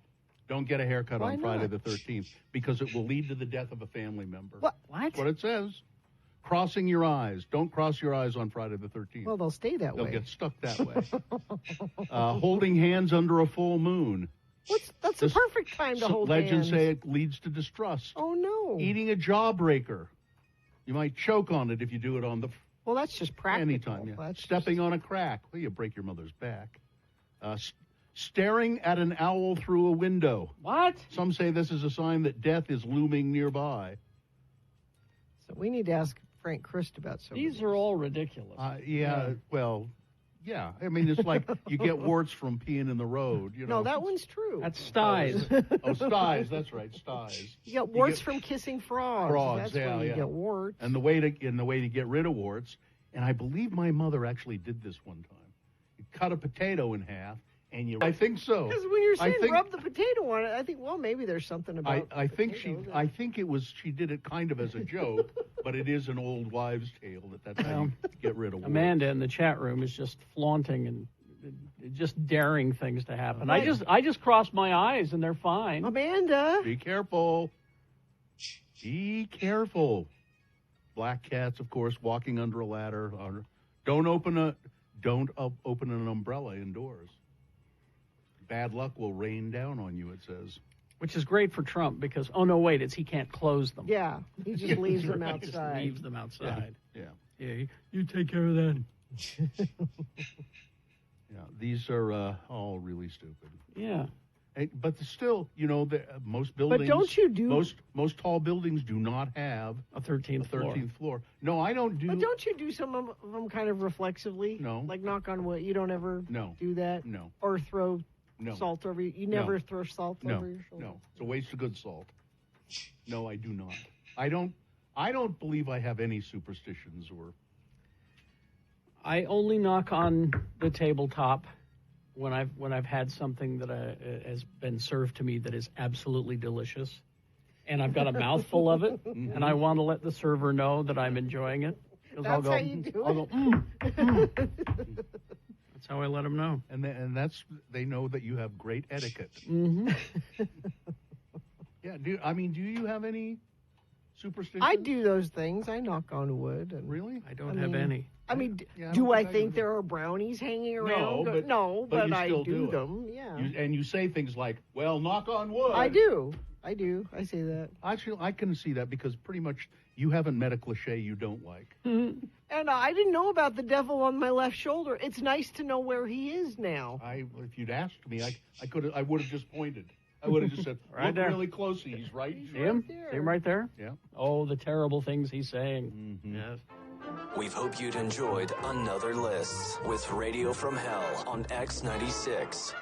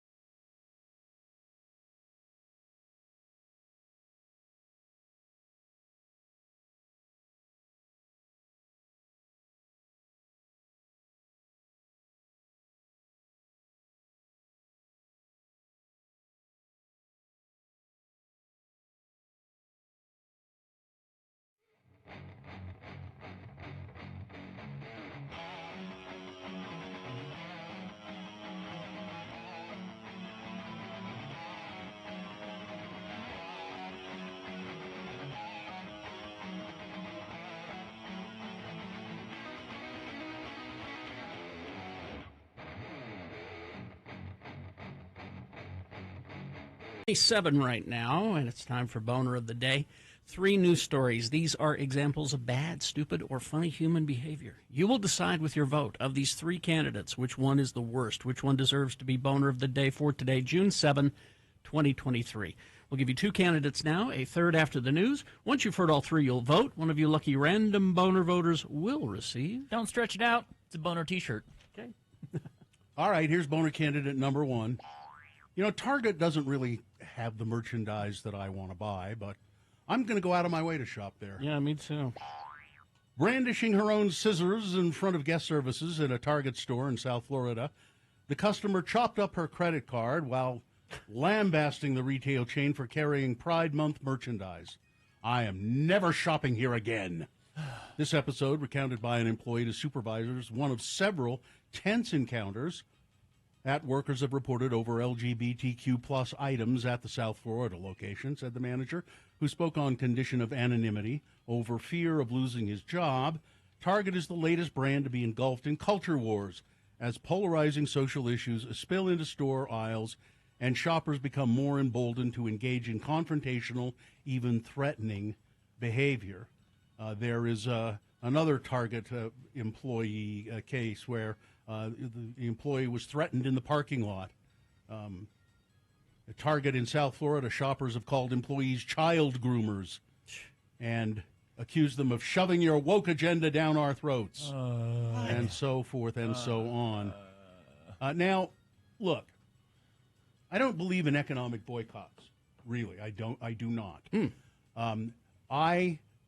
There are businesses that I will not frequent because I don't agree with their philosophies. Sure. I don't make a big deal out of it. Yeah. I just don't spend my money there. Yeah. And that's as far as I think it should ever be taken. I don't think you should organize boycotts against things. Yeah. Just if you don't agree with their philosophy, don't shop there. Or, on the other hand, I'm going to go out of my way to shop at Target. Yep. It's Boner candidate number 1. People who, jeez, I mean, if you don't like what Target's doing, just don't shop there. Yeah. And what you think they're doing, they're not actually doing. No, they're not. But anyway. Here's Boner candidate number 2. How many mistakes can one thief make? This boneheaded move landed this thief in very deep criminal trouble. Is a robbery suspect caught on surveillance camera video wearing a cardboard box over his head as a disguise. So he's got a card, but of course he can't see very well with a cardboard box over his head. Mm-hmm. He was stealing phones, cell phones from a Florida store, so he had to lift up the cardboard box. There's a picture of him right here. to look at some phones that he was picking up to steal. X96.com/live. You could see him. Yep.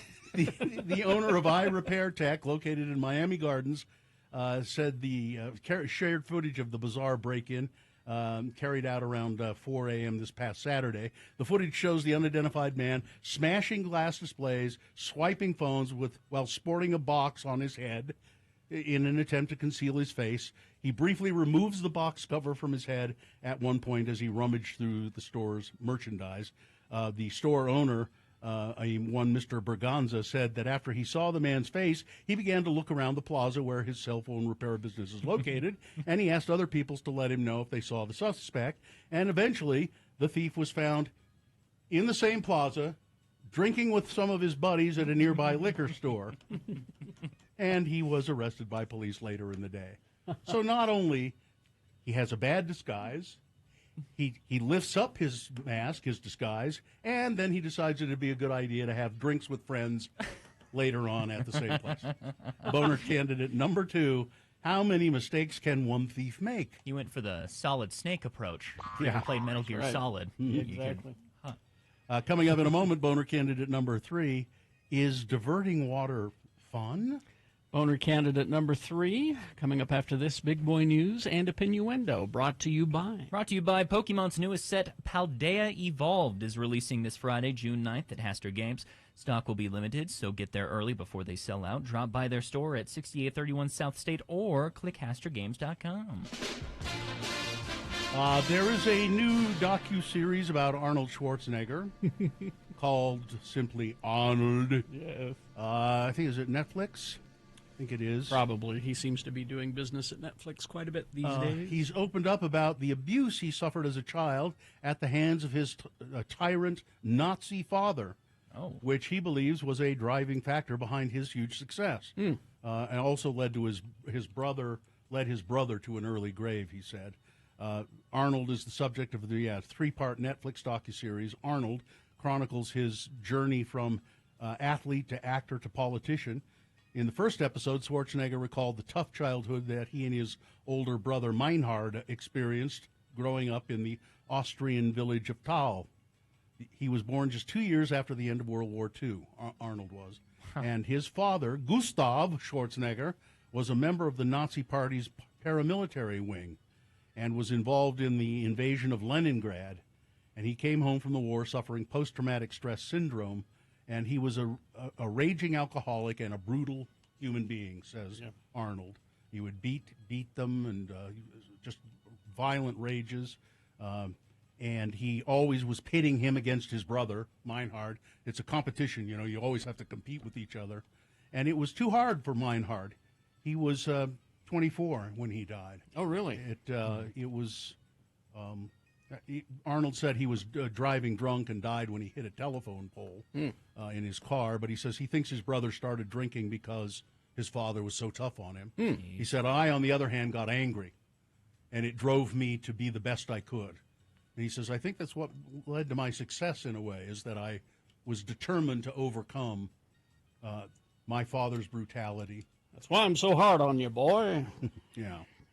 And he has done well for himself. There's no doubt about that. I have a moon-faced boy because of it.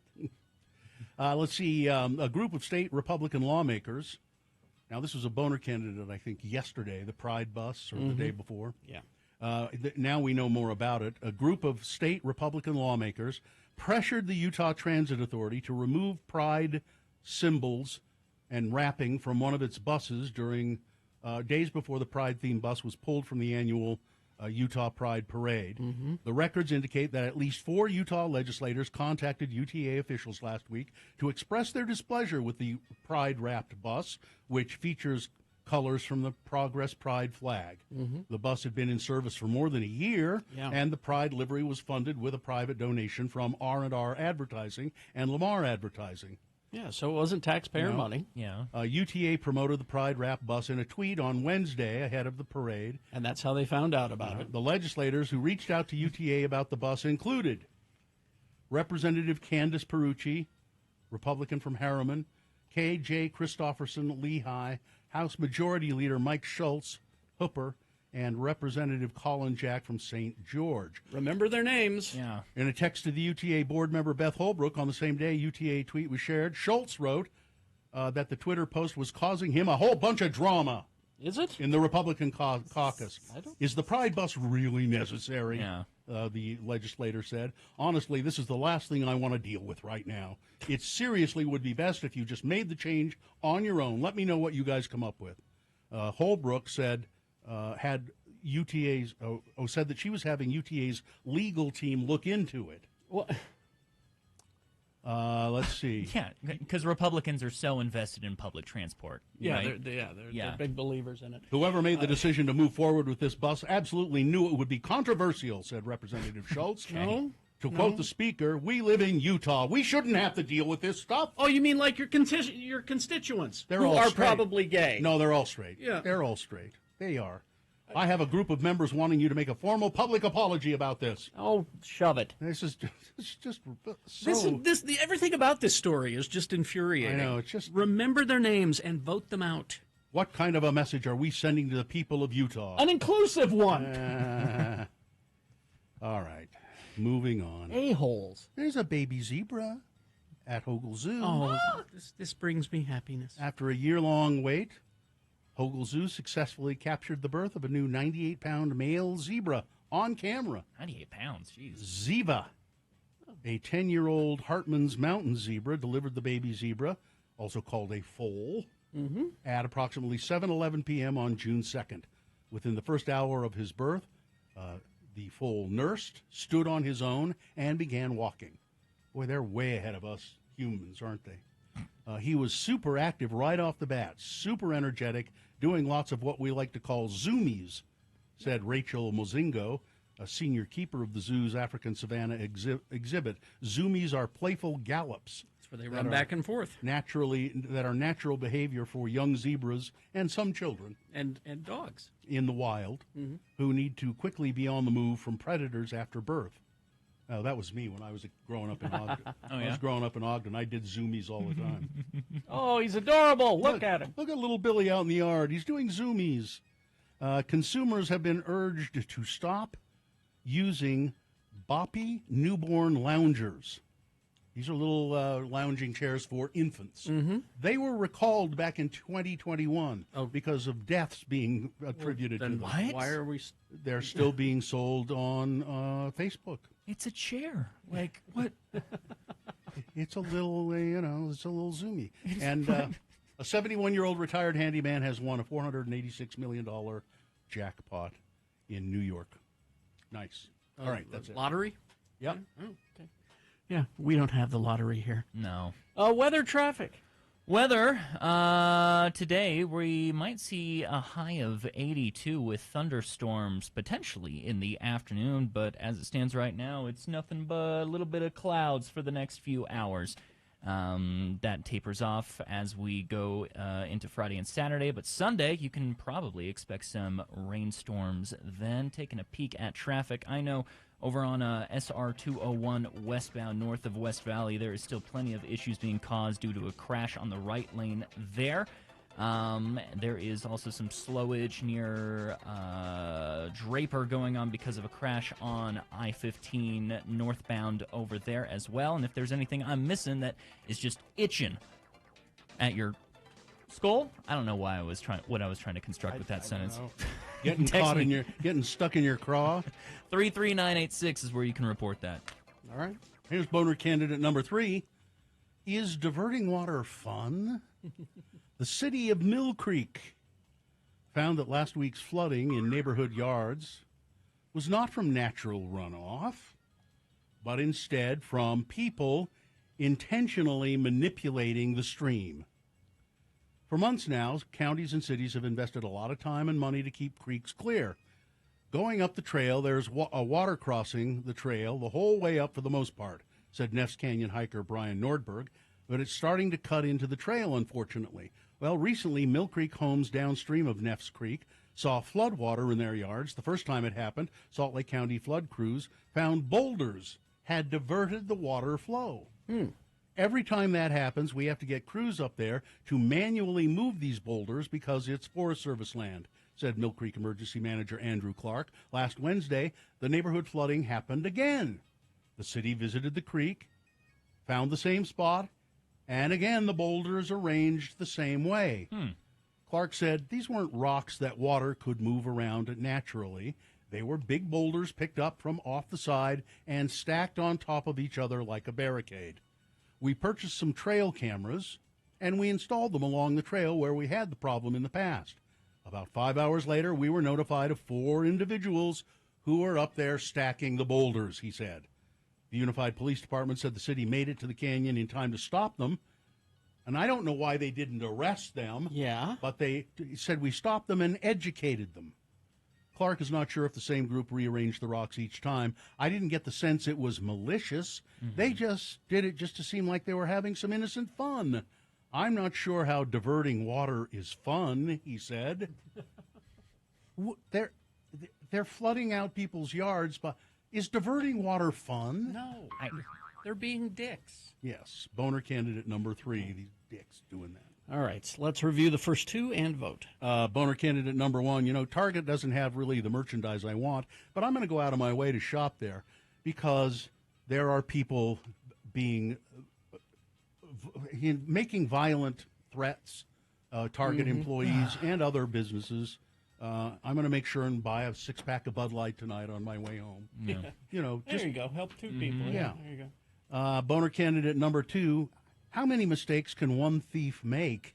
A box-wearing thief drops his disguise long enough to reveal his face, and then, of course, he decided it would be a good idea to have drinks very near the scene of the crime as well. Jeez. And boner candidate number 3, is diverting water fun? All right, time to vote for your boner of the day. Here we go. 1, 2, or 3. Remember your candidate number, the one that you think should win. Put that single digit in the message of a text, and text that to 33986. That's one way to vote. Another is to call Katie in the producer's booth. She will take your live voice votes at 877-602-9696. And remember that number because we do have the X poll coming up. We'll explain it coming up. You can also go online, x96.com. Look for the box that says June 7, 2023, and vote there. If you don't see that box, refresh your browser. It'll appear. Click and vote. Easy to do. The X poll question is, what's the small hill you're willing to die on? We'll give you some examples coming up after these, as soon as we award the boner. Vote. You've only got 4.5 minutes. Go. Yeah, I have in my hand the results of our Twitter poll. Oh, I'm very interested to see how this turned out. Nick's mustache, should it stay or should it go? Huh. Well, does Nick look better with or without his mustache was the question. Okay. And there were 2 photos. I provided the photos. They were both wearing the same outfit. The same Christmas garb. Christmas sweater. One clean-shaven. Young, youthful, almost childlike But Nick. looking grumpy on purpose. But he purposely stuck his gut out and brought his chin in, so he just like, brr, brr. Are you saying I made that photo Yes. purposefully bad for this poll? I think you did. Yes. But, and then the other one, same outfit, posed jauntily almost, with hands on hip and that sort of thing, with the mustache. Flattered. 66.9% think he looks better with the mustache. Huh. 33.1% say he looks better without. So. Ain't that something? Well, it might be that people realize that your face has almost absolutely no character. It needs something. It So- needs something. So Is that what you're saying? if the mustache isn't there, it's just like your features are almost have been erased. Let's walk it back. Let's walk Okay. it back a little bit. All right. Bill has said for months now that I need to lose the mustache Yeah. because it makes me look terrible. Yeah. And now your position is I have the mustache because my face has no other character to Well, that which I think is a good thing. it. See, I think it's a good thing that you're one of those kind of people that every time I see you, I would go, "Have we met?" But the mustache changes this. It makes me more recognizable, is what you're That's saying true. right there. That is true. Hmm. If you're going to keep it, commit to it. Yeah. Don't have it all nicely trimmed up and all. I want you to grow a mustache. Not just that little. How is keeping it nicely trimmed not paying attention to it? You make it. You almost make it disappear. Do I? Yeah. Let it get full. This is the color. Can it be thicker? It can be thicker. Yeah, make it thicker. Make it thicker. Okay. And I would even suggest coloring it a little bit. Really? Yeah. And So because it's lighter than your actual hair. Yeah, your actual that hair is true. Darker. I will give you that. So Yeah. if it were darker, Okay. perhaps. Will it go down? Can you grow it down the Can sides? you do a of I the can. mouth? You can do a I can. handlebar. Do that. Do a handlebar? Don't do a handlebar. Do a Hulk Hogan. Come on. Well, yeah, that one. That's not a handlebar. Let's not do That's Hogan. No, Let's no. go all the way down here. Yeah. Down Let's there? do a Hogan. Mm-hmm. Weirdly enough, the hair actually only grows without patches down that line. Do it. So, It's Do it. patchy everywhere else. here especially. Do it. This is an audio format, so I'm not doing our audience any service. But Below the chin. All right. Yeah. Do that. I think it might give you an evil aspect if you do that. evil, Nick. Oh, now see Terrence in the chat room, and you can trust Terrence. He knows what he's talking about. He says product is your friend, but he also says that you should do the chin hair and mustache combination.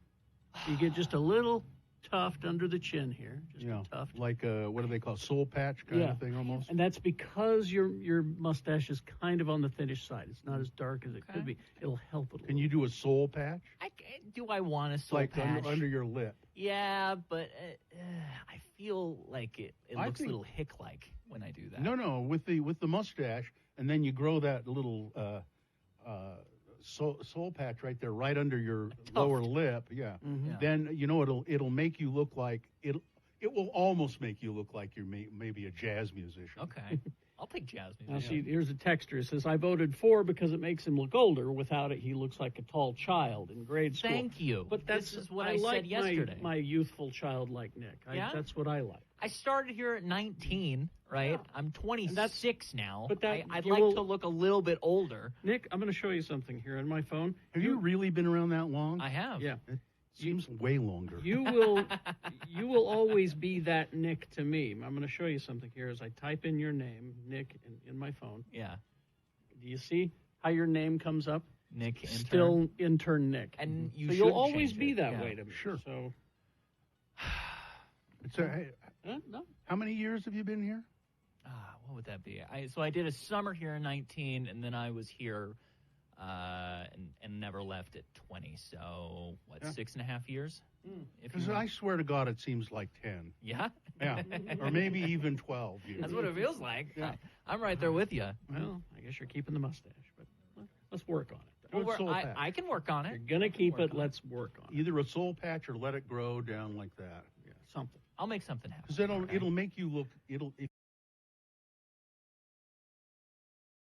All right, 7:49. Let's award Boner of the Day and then get to the X poll. And the boner of the day is brought to you in part by, let's see, it was a roasted Brussels sprouts and a pork ragu pasta. Ooh, that sounds divine. And brought to you by Fat Jack's Burger Emporium, home of the Joseph Smith Fan Club, Mormon-approved burger, and the new Secret Boner Burger with pepper jack, candied bacon, and Chipotle Ranch. The thing that dreams are made of, Fat Jack's on West Temple and 2nd South. Well. Really a good battle between boner candidate number 1. I'm going to go out of my way to shop at Target. And boner candidate number 3 is diverting water fun. The stupid thief, he came in a distant third. But as the battle progressed, the ultimate winner with just one vote shy of 100 votes, boner candidate number 1 Target doesn't have the merchandise I want, but I'm going to go out of my way to shop there. There you go. That's a boner of the day for today, June 7, 2023. Now qualified to be boner of the week. Is this a sponsored feature, Nick? Yes, it's a good time to buy a Toyota. Visit your local Toyota dealer today. Toyota, let's go places. It's the Radio from Hell X poll. I'm going to have Carrie explain this one. Yeah. The number to call is 877-602-9696 to participate in the X poll. You can also text 33986, but we like you on the phone. So, one way to put this would be, what is your unpopular opinion? Sure. Well. But the way it was framed, Gina framed the question, it's, what is the small hill that you're willing to die on? And, you know, I really am serious when I say mine is meatballs. I think putting meat into a ball is stupid. I see no reason for it at all. So any kind of meat that has been balled is the hill I would die on, and I mean that. I won't eat them. And what's your kind of thought process behind it? Like, because it's just what's the effort that it goes in to make the ball and then to cook it. You know, you have to keep moving it around, and I don't. It's so if I put in the effort to square meat, would that be under the same umbrella, or? I've squared meat if you want to do that. That's fine. Oval meat is fine. I don't, you know. And some people say, "Well, what do you do when you get a meatball and you're served a meatball?" I squish it. I squish it into an oval, and then I'll eat it. This is a small hill he's willing to die on. Right. See? All right. Yeah. Here are some other examples. Let's see. It's spelt Czech with a Q-U-E, not C-H-E-C-K. So you want it to be spelled with a Q-U-E? Yes, that's the way it should be spelled. Damn it. Or how about theater, R-E or E-R? I do R-E. I used to do R-E. Now, I do E-R if it's a building. I do R-E if it's a theater event. Okay, here's a couple more. Okay. There is no point to risotto. That's sort of true. That is sort of true. Here's one. Nirvana was overrated. Hmm. You could do that with a lot of bands, I suppose. Yeah. Healthcare is 2 words, not 1. No. Here's one.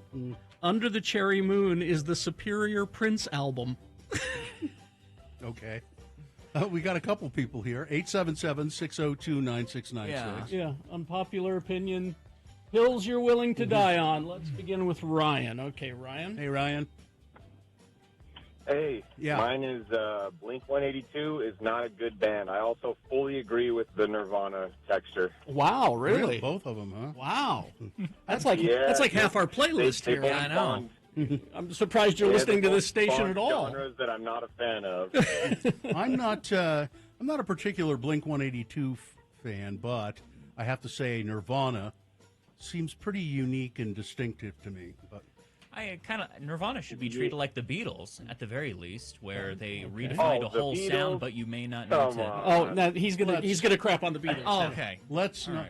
Ryan is No, one of I those love people. The Beatles, but Ryan's one of those people who likes to pick fights. No, That's, I think he's saying that Nick should not be comparing Nirvana to the Beatles. no. In a no, way, no, they are sir. completely redefining a sound that has never been done before, making it mainstream. All right, let's That's move on. true. I'll give them Points? that. Thanks, Points? Ryan. All right, Ryan. Let's go to a good friend of the program, Allison Sabo. Hi. Yeah, go ahead, Allison. Good morning, Super Friends. So the hill I will most certainly die on is the Daniel Day-Lewis movie, There Will Be Blood. I hate it. I don't understand why everyone lost their crap over it. It is probably one of the worst and most boring movies I have ever seen, and I will die on that hill. Wow. Okay. My boy! Yeah. All right. I'll drink your milkshake. I'll drink it up. Yeah, I don't get it. I don't right. understand it, and I don't know why Okay. everyone lost their crap over Well, it. that's on Yeah. you, Allison. All right, Allison. See you later. That's the Bye. small hill that she's willing to die on. Yeah. Let's see. Organic food is not only bad for the environment, but it's also unsustainable because it uses more land and water. Christmas Story is the worst movie ever. Christmas Story. The worst movie ever. Ever? Yeah. I don't. This is a texter is saying this. They've never seen Baby Geniuses 3. Here's one, and this is one I share with Trav the Trash Man. Pineapple on pizza is a good thing. Yeah, I think so. I like pineapple on pizza. Let's go to Ed. Hello, Ed. Ed. Hello. Hi, Ed. Go ahead. I'm willing to die on the hill of Calvary. Okay. Thanks. You waited on hold. Oh, yeah. Hey. Just for that. Yeah, but this isn't. Yeah, Ed. but I wanted. Yeah, I just wanted to. If Gina's listening, Godspeed. Probably. Okay. Bye. Jesus. Let's go to Bree. Hi, Bree. Hello, Bree. Hi. Where are I you? feel like Yeah. the one is leave the little green daycare alone, the creepy one downtown. Kids are there all the time. And it's just a little old lady that runs it and likes little kids, but she doesn't watch very many. So you know the place, actually. Oh. Yeah, and they're like, oh, that's where the windows are boarded up. And it's like, would you want strangers looking in at your kids at daycare? The place has become internet famous. Yeah. It really Yeah. has. Yeah. And it is. Yeah, they're redoing the fencing and everything, so I think they're trying to revamp it right now. But All right. Wouldn't you want kids to Yeah. look outside the windows? No. It's less about looking in it's and like more. a two-way. All right. I guess. Thank you, Bree. All right. Here's a couple more from text. Sid says snickerdoodles are garbage cookies. What? Here's one. Wednesday is spelled wrong. Wednesday. Because it's spelled Wednesday. This text. Bacon is disgusting. Who again, could possibly think that? This is a small hill you're willing to die on. So 877-602-9696. How to properly pronounce Nevada. It's Nevada. It's not Nevada? No. unless you're you're a news person from the east. 877-602-9696. Small hills you're willing to die on. Unpopular opinions. Traffic. Looks like all those incidents I was talking about earlier are getting even messier. SR 201 westbound north of West Valley is causing some major slowage over there. There is an incident northbound I-15 near Midvale that is causing a lot of slowage over there as well. Those are the two major incidents, but if you see anything else that I should be reporting on, 33986 is where you can safely send that. It's all brought to you by Start Your Summer with the Utah Arts Festival, June 23rd through the 25th. Browse and buy art, enjoy delicious cuisine, and listen to live music. Now it's easier than ever to get to the festival with online ticketing, a bike lot, and free UTA fare with your festival ticket. Get tickets at uaf.org. I like this one. Sprinkles add nothing to the treat. Yes. I agree to that. I agree. And sprinkles is like edible glitter. Yes. Here's one from Atropos. Clearly Picard is the superior officer. I would agree. Small hills you're willing to die on. 877-602-9696. We'll continue after these. You remember some time ago, I got a solicitation from the Republican National Committee. Well, you're a registered Republican. All of us are, all three of us. And it came in the mail with, first of all, a survey, which they've sent back to me. I filled out the survey. You filled out the survey? Yeah, I filled out the survey. Did they send yours back to you? Or? Yes, this is mine. Well, that's strange. Well, I think I know why they sent it back to me. Okay. Now, on the survey, I didn't answer the questions the way they had hoped I would, probably. Why. You didn't take it seriously. That's not why. Oh. Here's why. Okay. And they wanted a campaign contribution to the... Because that's really what this Yeah, was. that's what it is. Yeah. And so it was determined, we talked about it for a while, that I would make a donation of 10 cents. Write a check for 10 cents. And I did. Mm-hmm. It's right here. Oh, they sent that back too? They sent the check back for the 10 cents. And it was made out to the RNC, no dollars and 10 100 from R.W. Allred. And here's what I got, the letter I got about that. Okay. Dear contributor, your contribution to the Republican National Committee has been received, and we greatly appreciate it. Unfortunately, It is necessary for us to return your check due to the following reasons. Okay. Now, here are some of the reasons it could be. Damaged in the mail, no. No guaranteed amount. No, I guarantee 10 cents. 10 cents. A stale date or post date. No. Check should be made payable to the Republican National Committee. It was. It was. No signature, yeah. Amounts do not agree. No, it does. Amount is not filled in. It is. Blank check, no. Signature is different from printed name on check or source document. No. No. Other. Okay. And then someone has written. Okay. We cannot process a contribution under $2. So I've determined that I will write another check for $1.90 and put it in with this one. That's good. For a total of $2 and send it back to them. This is already costing them in mail way more than They can't process anything under $2? Cannot process under $2. If you will send us a corrected check in the enclosed postage-paid envelope, we will be most grateful.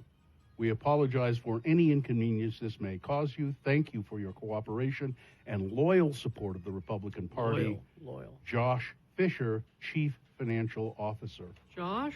So I'll just write a check for $2 maybe. No. Huh? Well, no, I think because the point was cashing a 10-cent check would cost them more than the 10 cents. It's already cost them more in sending this back. Make it out for $1.89. Well, that'd be 1 penny short of $2. Yeah, it would. They'll send that back too. Yeah, they will. Carrie's saying that's the even more money. Yeah, and we just keep this going. Yeah, because this has already cost them too much money to deal and with they this. sent you a postage paid envelope? Yes, they did. Yeah. Oh, let's see. Is it postage paid? I think it is. Yep. No postage necessary. Business reply mail.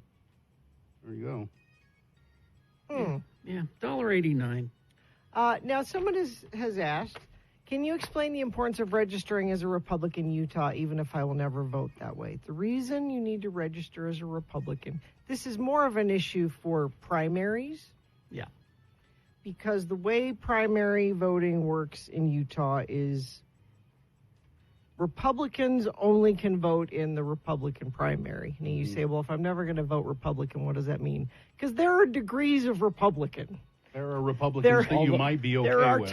And in Utah, we have to accept the fact that the tolerable Republican is the better choice than the other. Because it's going to be one of those. And we have to accept the fact that the tolerable Republicans often get aced out in convention by the radical, weirdos, drooling Republicans. Yeah. So it's important to be there as, it's like, if you want to have a say in Utah, that's how you have to have a say here. Yeah. We don't like that it's that way, but that's the way. Although the sane Republicans are fewer and fewer these days. There's still always a choice between, and there's always one that's worse. This business reply envelope, to go back to this for a second, this is interesting. It is no postage necessary if mailed in the United States. However, it says, and there's an arrow, by using your own first-class stamp to return this envelope, you will be helping save much-needed funds. Thank you. $1.89. Yeah. So if I put a stamp on this, that means that helps them. They save the postage. Yeah, you don't want. No, I'm not going to. No, I'm not. No. No. Do I have stupid written on my forehead? Yes. Actually, you need to. Oh, is it still there? It's still there. Shoot. You fell asleep yesterday. That's what happened. Damn it. And then last week it was penis. Those kids of yours. I don't get it. Keep this going, Bill. You're not just wasting their money, but wasting their time. And it sounds like they're ungrateful. Well, I don't know. They were pretty straightforward. I think they're ungrateful. They.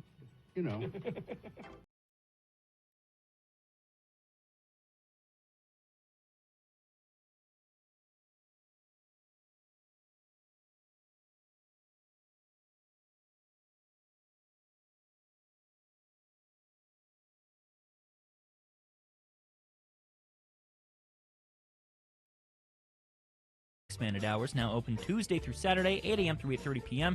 Breakfast until 10:30, lunch and dinner, and live music Fridays and Saturdays.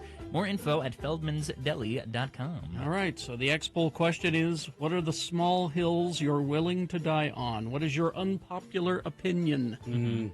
Looks like Emmett has been holding on for quite a while. Let's go to... That's 3, yeah. Emmett. Hi, Emmett. Hello, Emmett. Good morning. Hi. What's the hill you're willing to die on? That Coca-Cola is farther superior than Pepsi, let alone any other soda, but mainly Pepsi.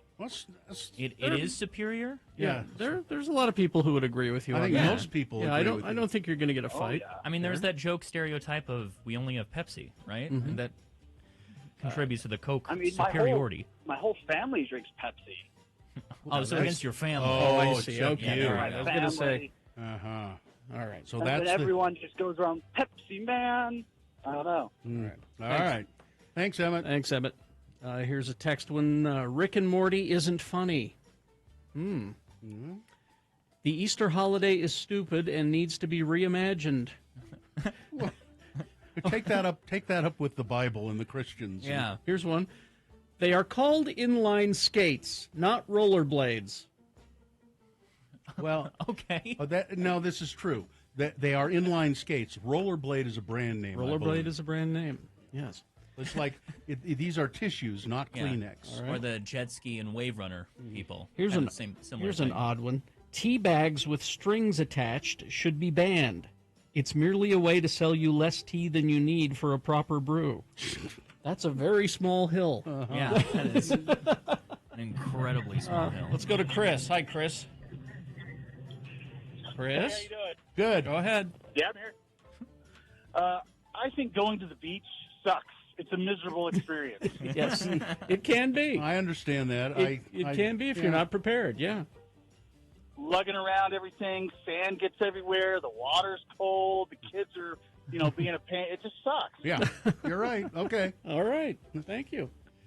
877-602-9696. Let's go to Tammy. Hi, Tammy. Tammy.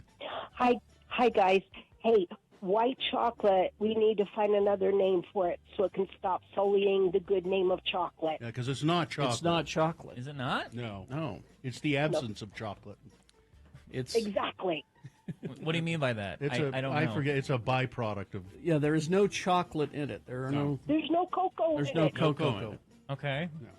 It's a byproduct. Isn't it a byproduct of? No, I think it's made on its own. Look it up, Nick. Quick. How do you thing, make Nick. white chocolate? Tammy, do you know?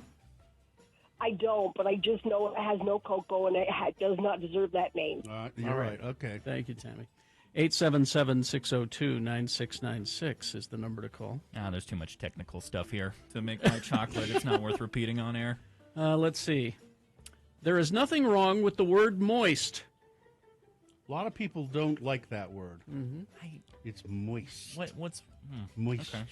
Oh, now here's one that I hear people arguing about all the time, and this is a very small hill because society has already decided. GIF is pronounced with a hard G. It doesn't matter that the creator of the technology says otherwise. Once your product is out there, it's up to the rules of language and common usage to determine how it's said. I agree.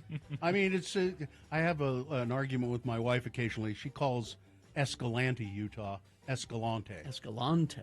And I said, but the people who live there call it Escalante.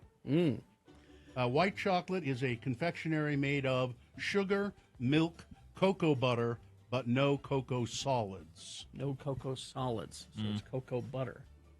All right, let's go to Lou. Hello, Lou. Lou. Hey. Hi.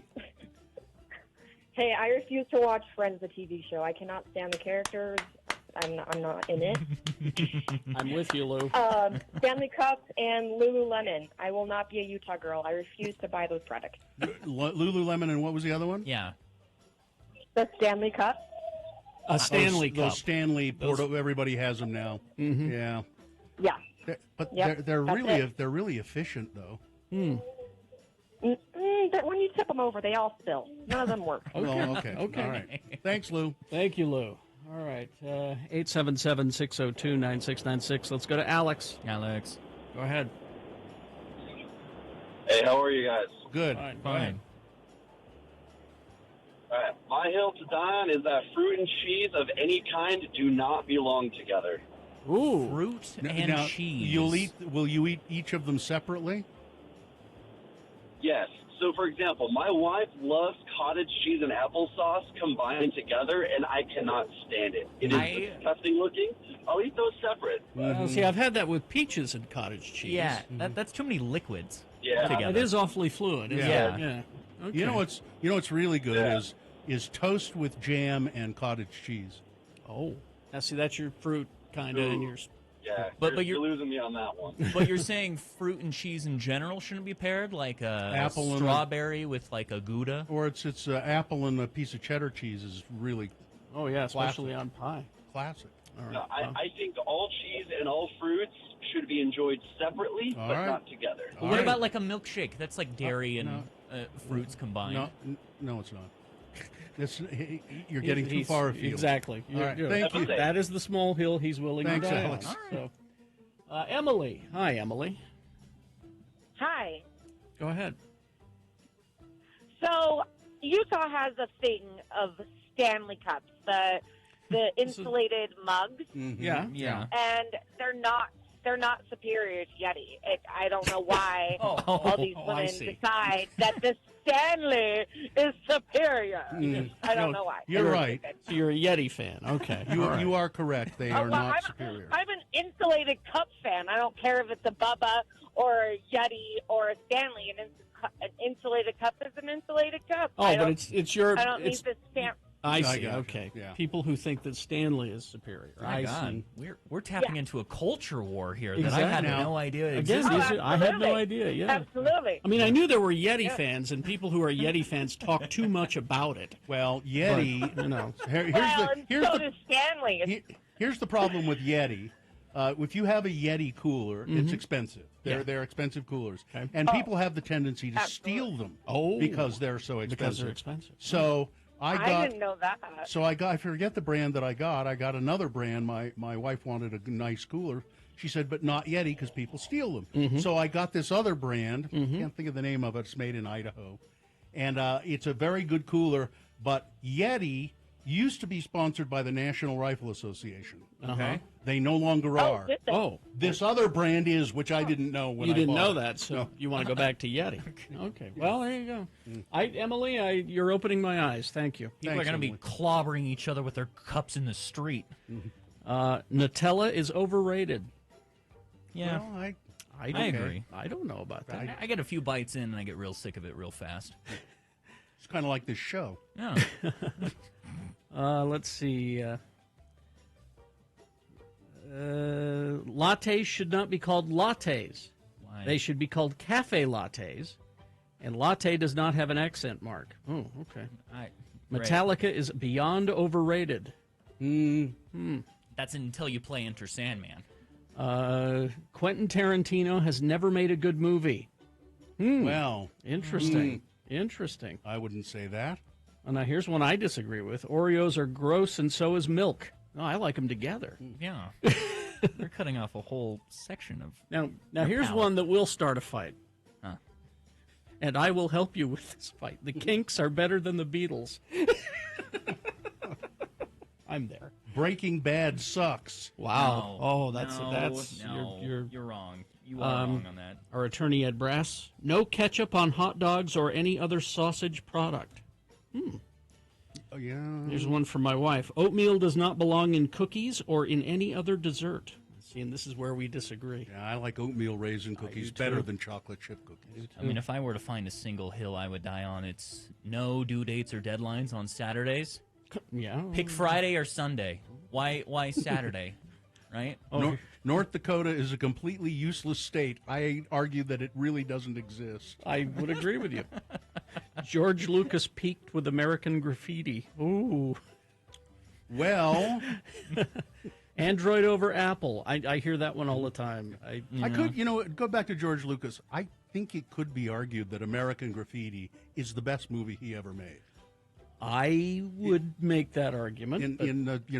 I know the Star Wars was there, but the piles and piles of money that Star Wars made would argue otherwise. And the cultural influence. Yeah, but American Graffiti, just as a piece of filmmaking, I would agree, honestly. But what's your definition of peaked, right?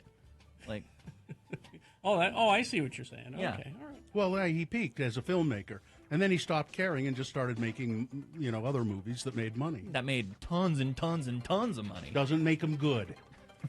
If something that makes tons of money does not make it good. I guess.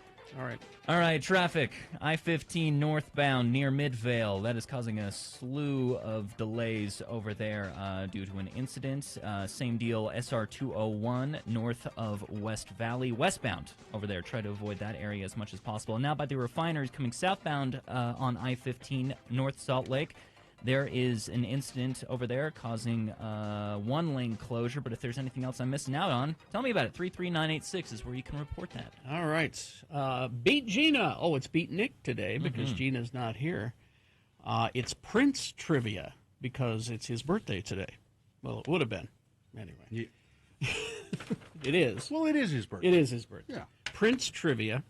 And what is the prize that we have if you beat Nick? The prize, if you beat me, is the Buzz Lovers tickets. Now, this is a Nirvana tribute band. So, some people from the last segment might not want to go. Is it at a bar? Yes. It's at Leatherhead Sports Bar. So you have to be 21 to win the tickets. Yeah, and that's June 10th, here in a few days, so you might also need to be able to go then. So 877-602-9696. Call and play Beat Nick and win. We know.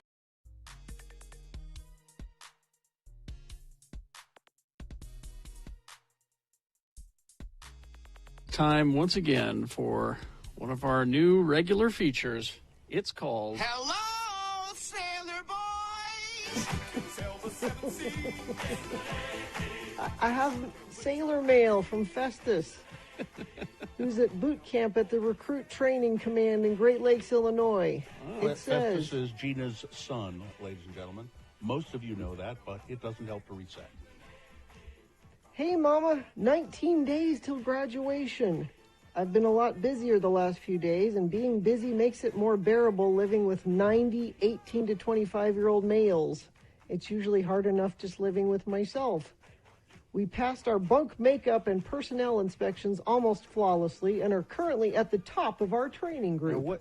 Now wait, so they inspect their bunk, they inspect their makeup, and they have training sessions. I didn't know they wore makeup. Apparently. The camouflage makeup, Our drill or marching inspection is in 2 days, so we've been marching for at least 2 hours a day to practice for the coming week. Next week, we're going to do guns. You know how much I love guns. USA, USA. And the week after that, firefighting training. We're pretty much on our way to being the cat's pajamas, but like in a cool military way. Last night for dinner, we had pulled pork and potatoes, too, so you could say it could be worse. Yeah. By the way, I think Pulled Pork and Pistols should be the next Clint Eastwood movie, probably if he hasn't died already. Has he? I want to know everyone who's died since I've been here. I missed the news. I really went from 0 to 100 knowing everything that was going on, coming here and knowing diddly squat. So give me the headlines. By the way, I appreciate the friends of the program that have sent me letters telling me what's going on, too. I love you so much, and I can't wait to see you when I get out. And the mountains. I also want to see the mountains. Sorry if you haven't gotten my letters. The Navy's mid-pandemic postal service is not up to par, but I'm getting more of them recently. P.S. I know my handwriting is atrocious, but really, who was expecting any more than that? Love, Festus. I also got a message from his wife yesterday who said, has Festus called you today? No, I haven't talked to him. He hasn't called me the whole time he's been gone. He gets a few phone calls, and they always go to his wife. Mm-hmm. How long has he been gone now? He left on July 26th. Okay. So I said, no, he didn't call me today. Why? Is anything wrong? And she said, well, I was driving, and I missed his call, and I'm wondering if he called you instead. I said, no, I didn't hear from him. Let me know, because they have scheduled calls, so you're close to your phone when it's supposed to happen. And she texted me a little while later, and she said, well, he was supposed to get a long phone call from me, but someone in his division thought it'd be funny to put shaving cream in somebody else's boot, and so the whole division didn't get their phone call. Oh, Really? Those swabbies, those jacktars. Really? This far in, we're still doing stuff like... That's what you do when you sail the 7 seas. So they punished the entire unit? Yes. Because one guy? Yes. Yes, because you are supposed to be as one. I don't want to be that one guy. So I can you saw imagine? Full Metal Jacket. I know how they take it out on you, you know? Can you imagine saying, I get to call my wife, I haven't talked to my wife in a week, and I get a 5-minute window of a phone call, and they take it away from me because some jerk in my division decides to fill a boot with shaving cream. I saw That's what happened. the Navy for you. I saw what happened to Vincent D'Onofrio in Full Metal Jacket. The socks with soap in them, you know. and Yeah. They hold him down, and I don't want to be that guy. No. Well, don't join, and don't put cream in anybody's boot. No. Well, But I want to thank friends of the program again. I got lots of letters for Festus that I've been printing off and sending to him. And yes, he appreciates the news, as he keeps saying. It would be hard. Like, for us, we do this every day, and we are very involved in the news. Can you imagine being, I know Carrie tries to go on blackout sometimes, but can you imagine being, not even having access to the news if you wanted it? Like, you have no idea. it would be delightful. You Well, think yeah, I mean- so, but it would drive me crazy. Well, it's like I said, it's because of what I do for a living that I'm paying attention to things. If I was not doing what I do for, this radio show and Geek Show podcast, I wouldn't pay attention to most of that stuff. Yeah, I would so- let a lot of stuff slide. I think I would just let it all go, you know? But I had to write him a letter and tell him Chadwick Boseman died. Oh, you didn't know about that? You had No. to. Well, no, that's what he wants to know. He's like, I need to know who died. Tell me who died. Stop. He thinks he wants to know that. Keep it from him. Hide the ugly truth. How's he going to go on now that he knows that Chadwick Boseman is gone? And Wilford Brimley. I told him about Wilford Brimley. And Well, that one was okay. yeah. Well, this has been Hello, sailor boy. on X96. So if you have a son in the Navy and would like us to read his letters on the air, please send them to Radio From Hell at x96.com.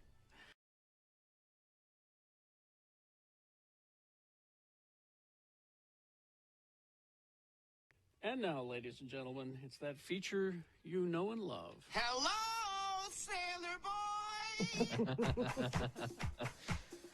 Oh, so my son Festus graduated from Navy boot camp last week. Oh, so he did make it.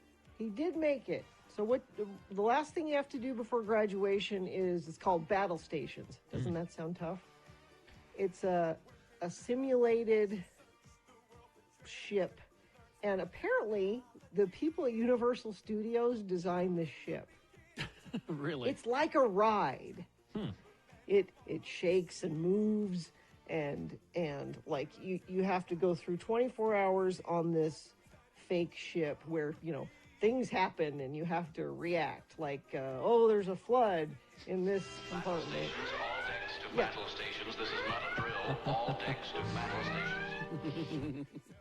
Or there's a fire, below deck that you got to put out, and there's a man overboard, all that.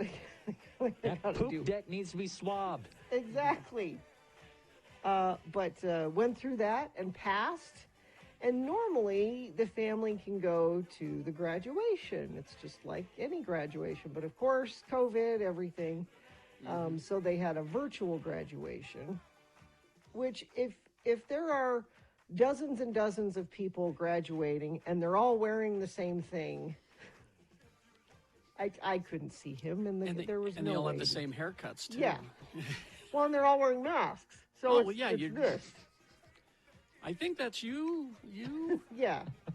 So I watched it, but I couldn't see him. But after graduation, I got a text from him. He got his phone back. He hasn't had his phone for 10 weeks. That's right. For some reason, they're on real world blackout or something like that. They're not allowed access to the real world. So he sent me this text. He said, they just put me on a bus a little while ago. Holding a phone feels weird. Kind of like Betty White discovering AOL Messenger for the first time. What is this phone thing that I...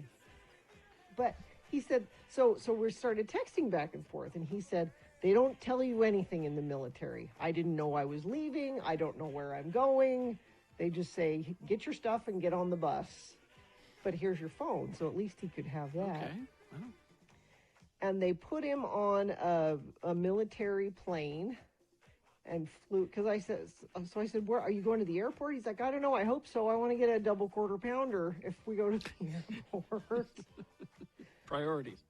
But they didn't. It's all military. And so all along we've been thinking, once he gets to, it's called A school. Mm-hmm. And it's like college. He's going to medic school.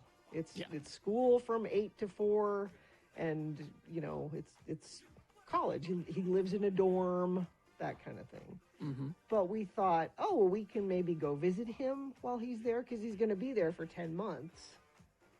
And his wife is supposed to leave this week to go look for an apartment close by base, because in regular times he could go off base and like go to dinner with her or whatever, and on the weekends he could go stay with her during the weekends. Not now. None of that.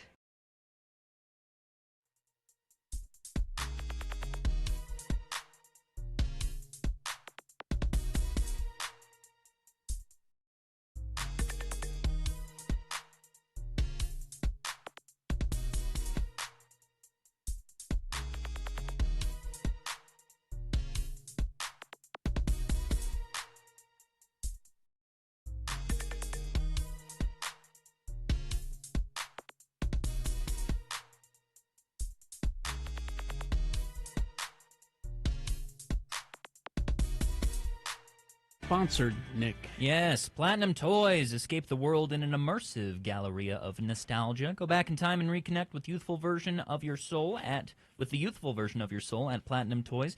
Visit their stores in Provo or downtown Salt Lake, and follow Platinum Toys Utah on social media. If you're a toy collector, it's a great place. Great place for you. Well, it's time for a change of pace. Today, Beat Gina is Beat Nick.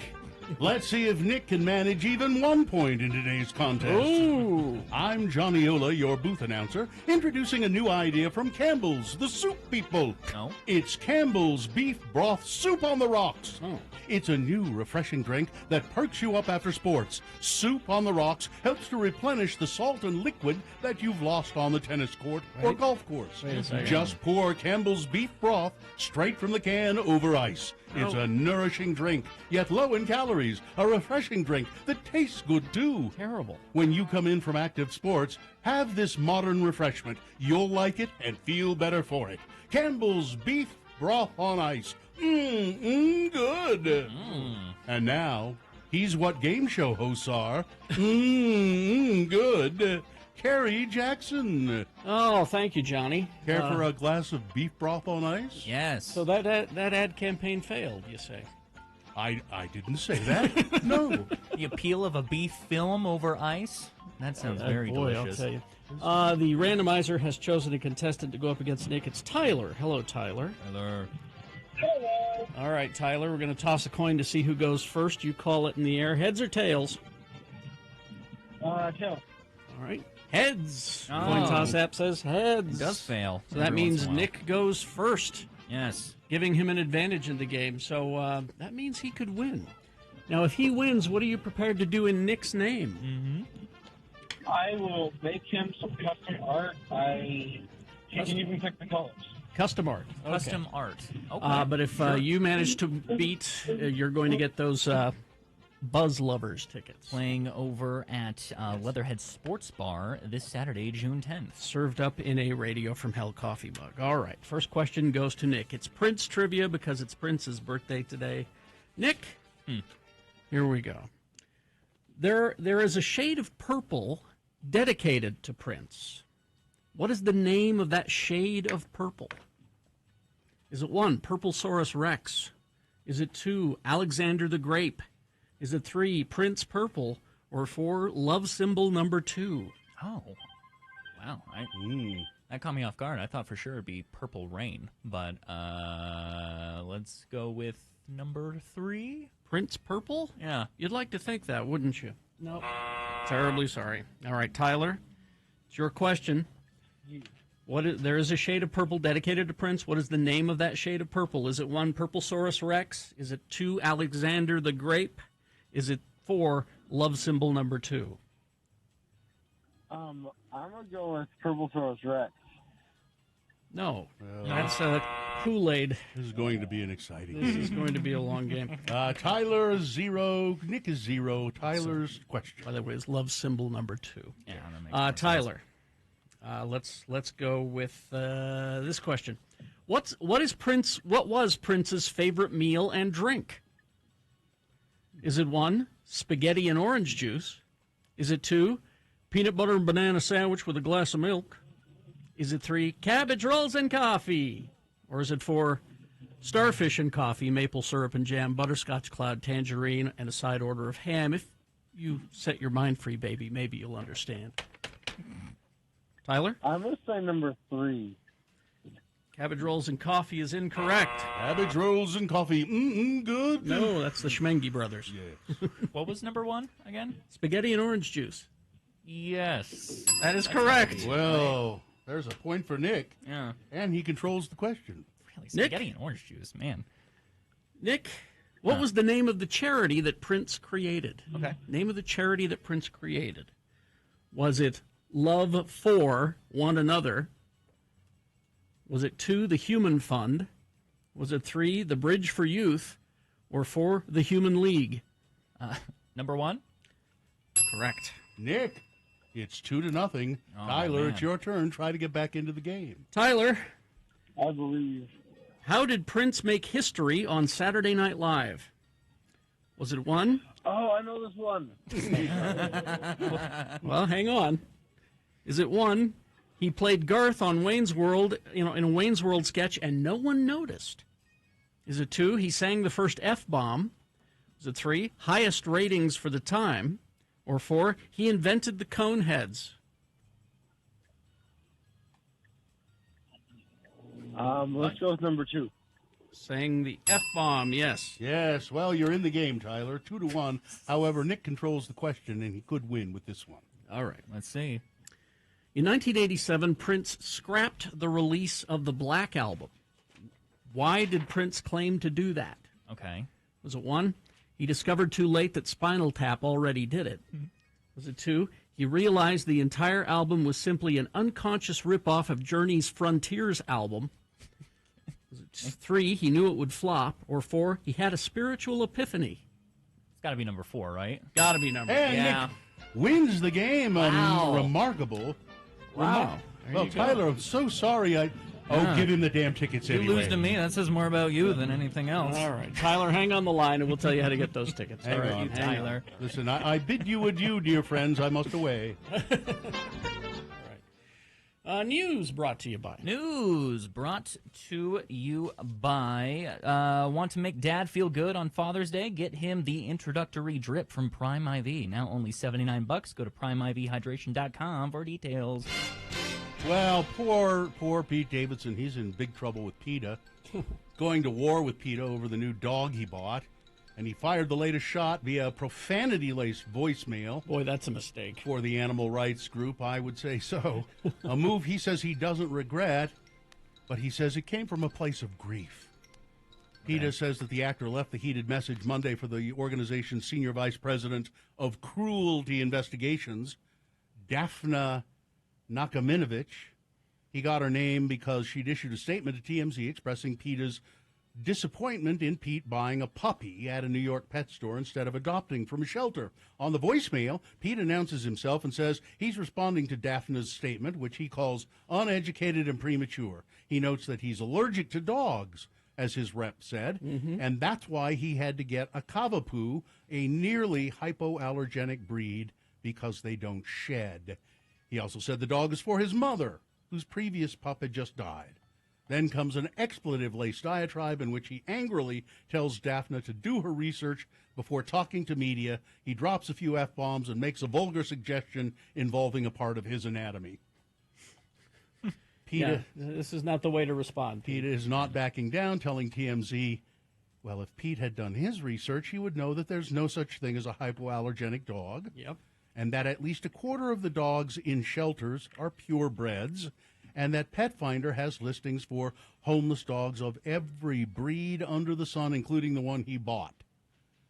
Well, when TMZ contacted Pete about his furious voicemail, he says he admits that he was unaware that he could adopt a specific dog, a hypoallergenic dog. He says he was told it wasn't an option.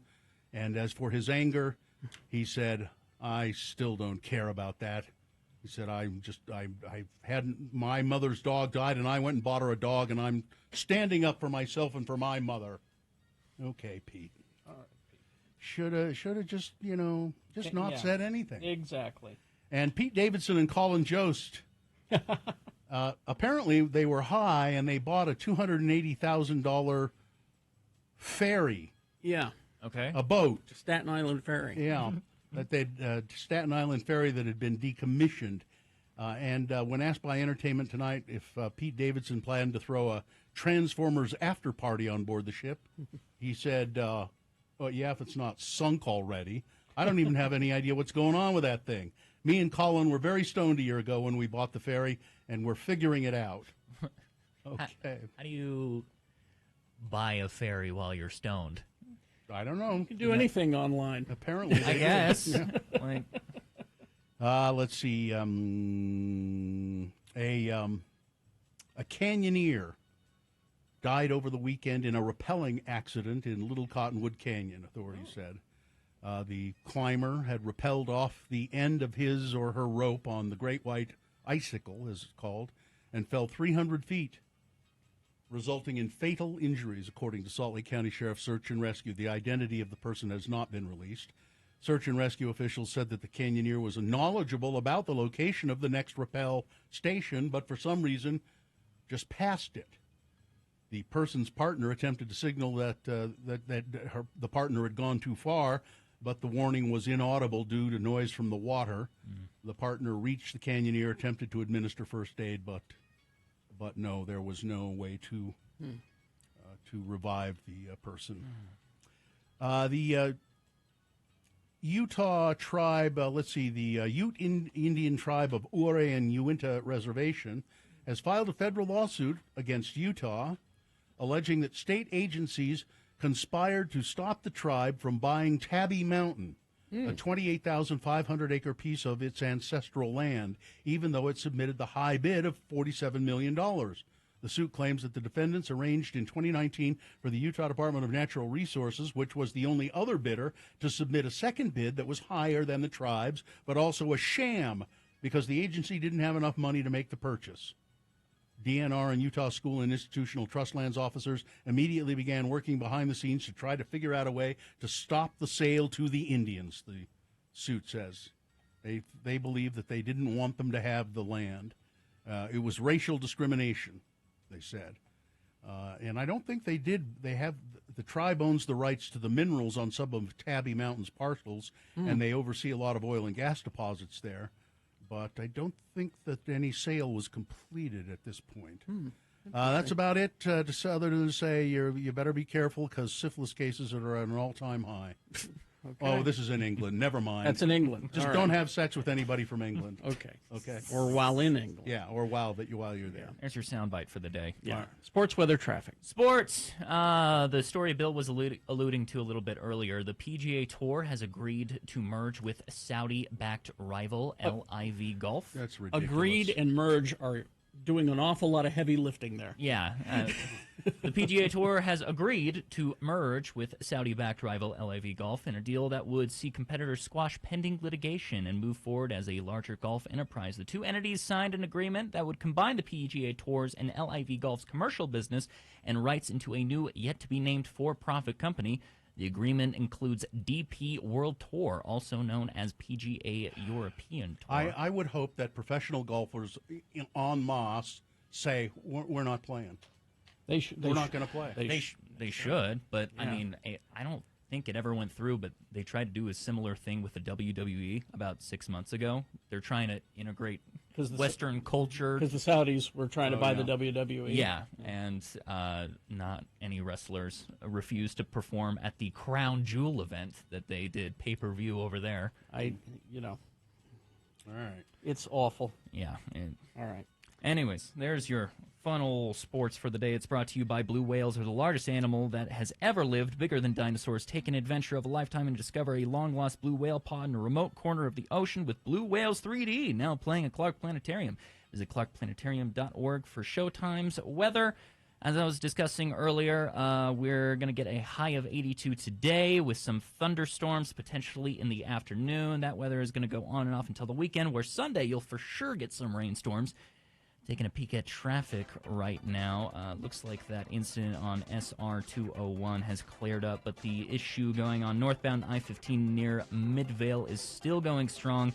That is causing some major slowage there. Another incident southbound I-15 near the refineries. North Salt Lake has a few lanes impacted there. If there's anything else I'm missing out on, tell me about it. 33986 is where you can report on traffic. Right. We will take a break. We will be back after these messages with things that must go. Stand by for that. Listen to. Well, here I am at 12,887 feet.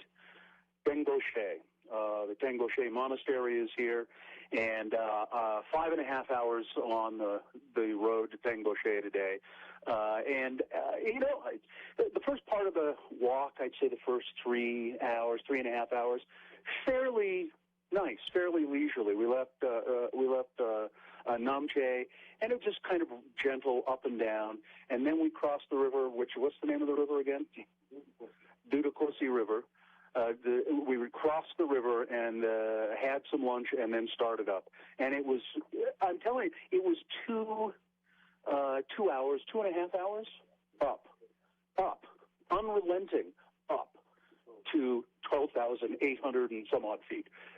So it's not a walk in the park. Well, it is a walk in the park. This is the Sagarmatha National Park. Sagarmatha is the name of Everest in Nepal. So anyway, I'm on the trail, and I saw my first yak today. You don't see yak down low. As a matter of fact, if the yak go, I guess, below about 12,000 feet, they will die. They can't go down to where we started.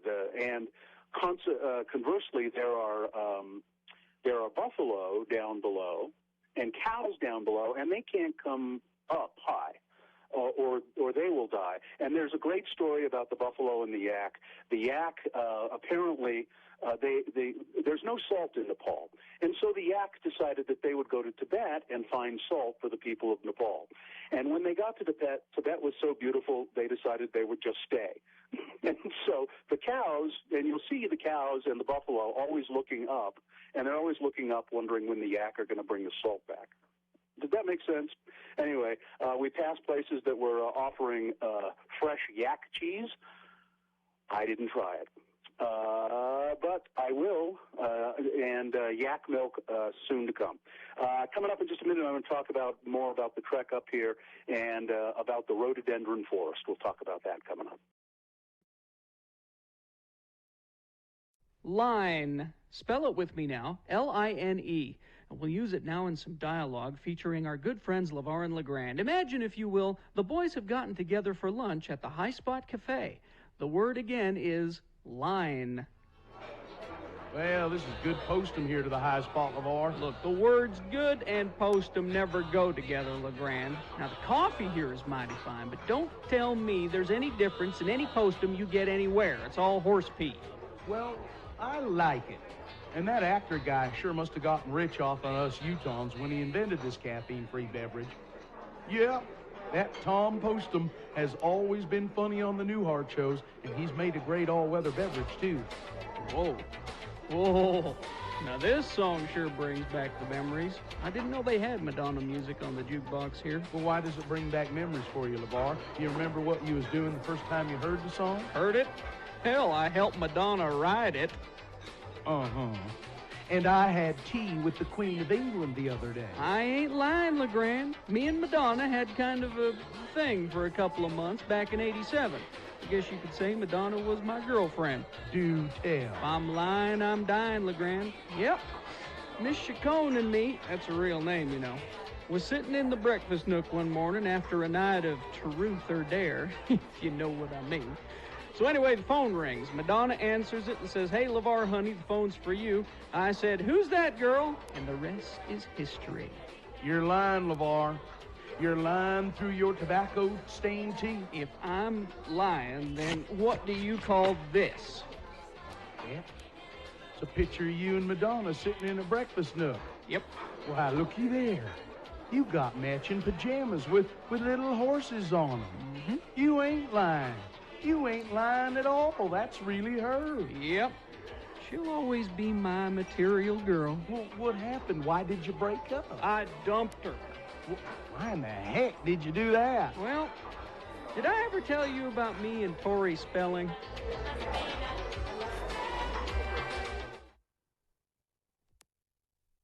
The Must Go brought to you by... It's a good time to buy a Toyota. Visit your local Toyota dealer today. Toyota, let's go places. Things that must go on the radio.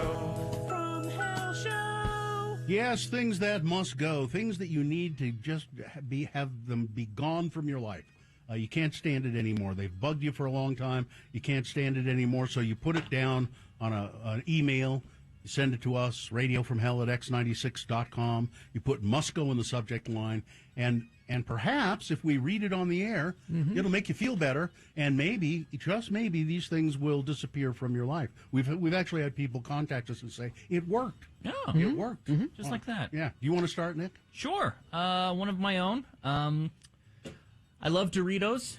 I do not love Dorito dust. I don't know what is the problem with those chips specifically, but I no matter how many bites you take, there is always just a hard film of the little dust from the Doritos that collects on your fingertips. Or you get your fingers damp. Yeah. A little damp, and then you just... I'm always a little damp, so maybe that's my complaint, is maybe the thing that must go is... I think that's your problem right there. Nick's dampness. Yeah.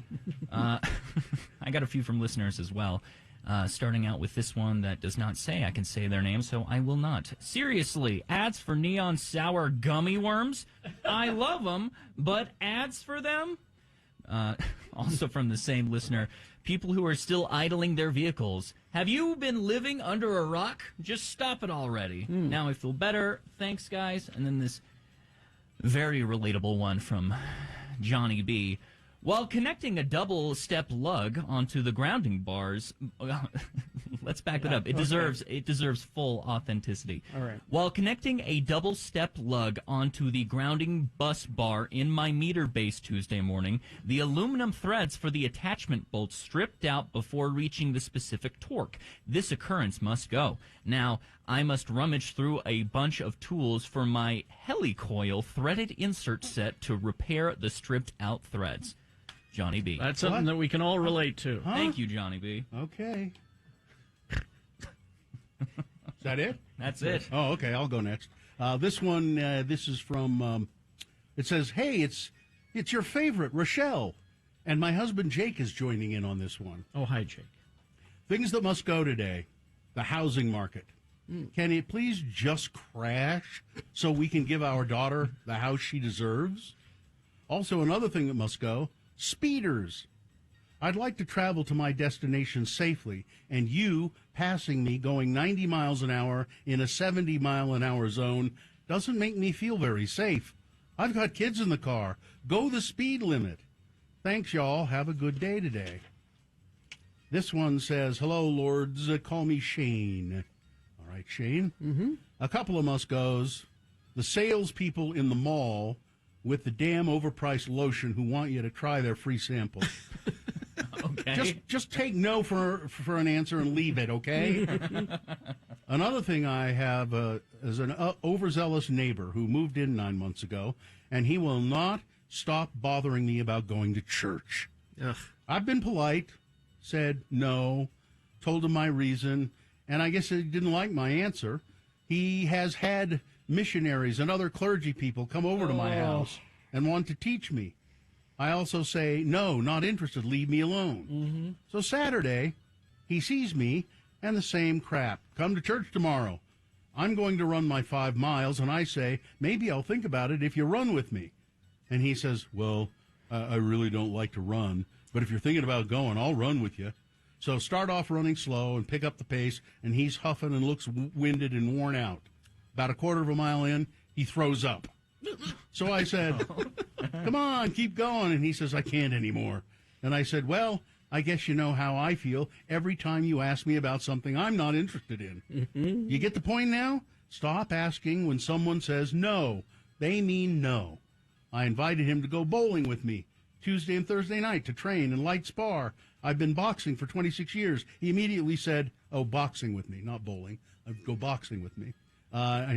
He said, no, I don't want to go boxing. He said, no, I don't want to. Hopefully he gets the point. No means no. Leave people alone, and running till you puke is a great teacher. Hopefully lesson learned. Thanks for the time. Friend of the program, Shane. All right, Shane. Thank you.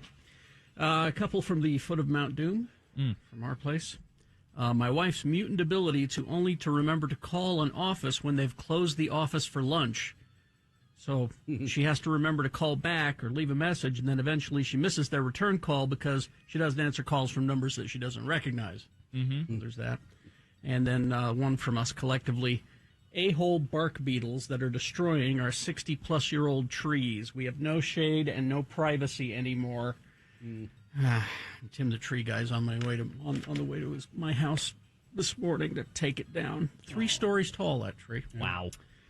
Had a good run. Yeah. This is Shane. A couple of things that are irritating and disturbing. First, the damn kids and young teens who think it's fun to jump up on parked cars, walk on the hoods and the roofs. You're foolish, reckless, potentially destructive, and someone may open a can of whoop-ass on all of you. So stop. Lastly, I have some, I think this is where Shane's bragging a little bit. Lastly, I have some acres of land in Nevada that have 3 abandoned silver mines. Oh, la-di-da. Man. Now to his Moscow. They are locked up tight with steel bars and warning signs to stay out. While I was out there this past weekend, someone had pried their way in, and now I have to reseal it. This is terribly dangerous and stupid to explore old mines. The bars were put up for safety. Mines are rattlesnake havens. Bats, scorpions, venomous spiders, and other dangerous creatures make their way in. Not to mention, they can collapse. They have dead air, which will suffocate you. Not to mention, these mines are super deep, have false floors, may have old blasting caps or dynamite in them. Bottom line to anyone, stay out of mines. Don't swim or play in water near mines. The waters are probably toxic, and ore piles are not a great place to explore. Also, you're trespassing and vandalizing. Some old shacks may seem cool, but it's not. I don't want to see anyone get hurt or die because of stupidity. Shane. May I recommend Shane get a dragon to protect the silver mine? A dragon, there's a good idea. Perfect. Yes. This one from Terrence. Happy late Mother's Day to Gina, Terrence's mom. I have 2 things that must go. 1, trolls on social media who demand that I post proof of the topic that we're talking about, even when that proof is in the news article that we are in fact arguing about. Yes, I digress. I'm feeding trolls and strangers by engaging, which only causes me frustration and heartache, much to the dismay of my mental well-being. I blame COVID and boredom. Don't ever read the comments. But if you can't take 2 minutes to read the article, to find the bill which DeSantis' Florida, his deranged, thigh-high, white boot-wearing banshee signed to substantiate my facts, Jiminy Christmas. Yeah, your blue checkmark sacrifice to the Twitter Elon Musk god was money not well spent. It's ugly. Pay me that $8 and I can get a burrito instead. And number 2, possibly related to number 1, bipolar disorder and mental health issues. Things that must go on the radio. Traffic, please, Nick. Traffic, which I've been waiting to refresh for the last 30 seconds, is still not doing so, but I do know that there was a crash northbound I-15 near Midvale, causing some issues. Southbound I-15 near the refineries, and it looks like now it's finally done its job and shown me what's going on, and there's nothing else to report on, so look at that. It's all brought to you by Gracie's, open daily for lunch and dinner with brunch Friday, Saturday, and Sunday until 3 p.m. Enjoy Gracie's patio and live music, or watch your favorite sports in high def. Located at the corner of 3rd South and West Temple, must be 21 years or older to enter. All right. We will take a break. We will be back. We got some messages and a song here for you. And when the song is over, that's when we will play the Boner Recap. All you have to do is call and tell us who won the boner this morning. Simple. Easy. I mean, 877-602-9696 is the number to call. And if you do so correctly, you will win Fork Fest tickets. Featuring Aces, right? Aces, correct. So everybody likes those guys. All right, 877-602-9696 to win Fork Fest tickets. It's easy. It's the Boner Recap. Carrie's beef bourguignon, courtesy of a thing between his wife and I, which consists of her texting me saying, I need a recipe tonight, because I save a bunch of recipes that I'm never going to make but look good. Because they're too hard. And occasionally she'll text me and go, I'm bored with everything I've cooked. She made the pasta, too. Really? Oh, yeah. It looks really good. She went that far. The only cheat she did was the pearl onions were frozen. That's okay. Because she did them fresh once and said that was a pain in the ass. It would be. How was your weekend, Bill?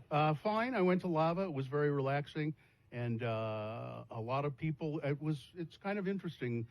You walk down the streets of. It was very busy. A lot of people there. Well, Super Bowl weekend. And a lot of people said, "Hey, you're Bill Allred, aren't you?" I thought that was very nice, and they were all really pleasant and nice to talk to. And well, you're going to head up there to retire, aren't you? Is that where you're going to? You should be the king of Lava in your retirement. No, I don't think no? I'll do that. No. You want to be the king of somewhere, though, don't you?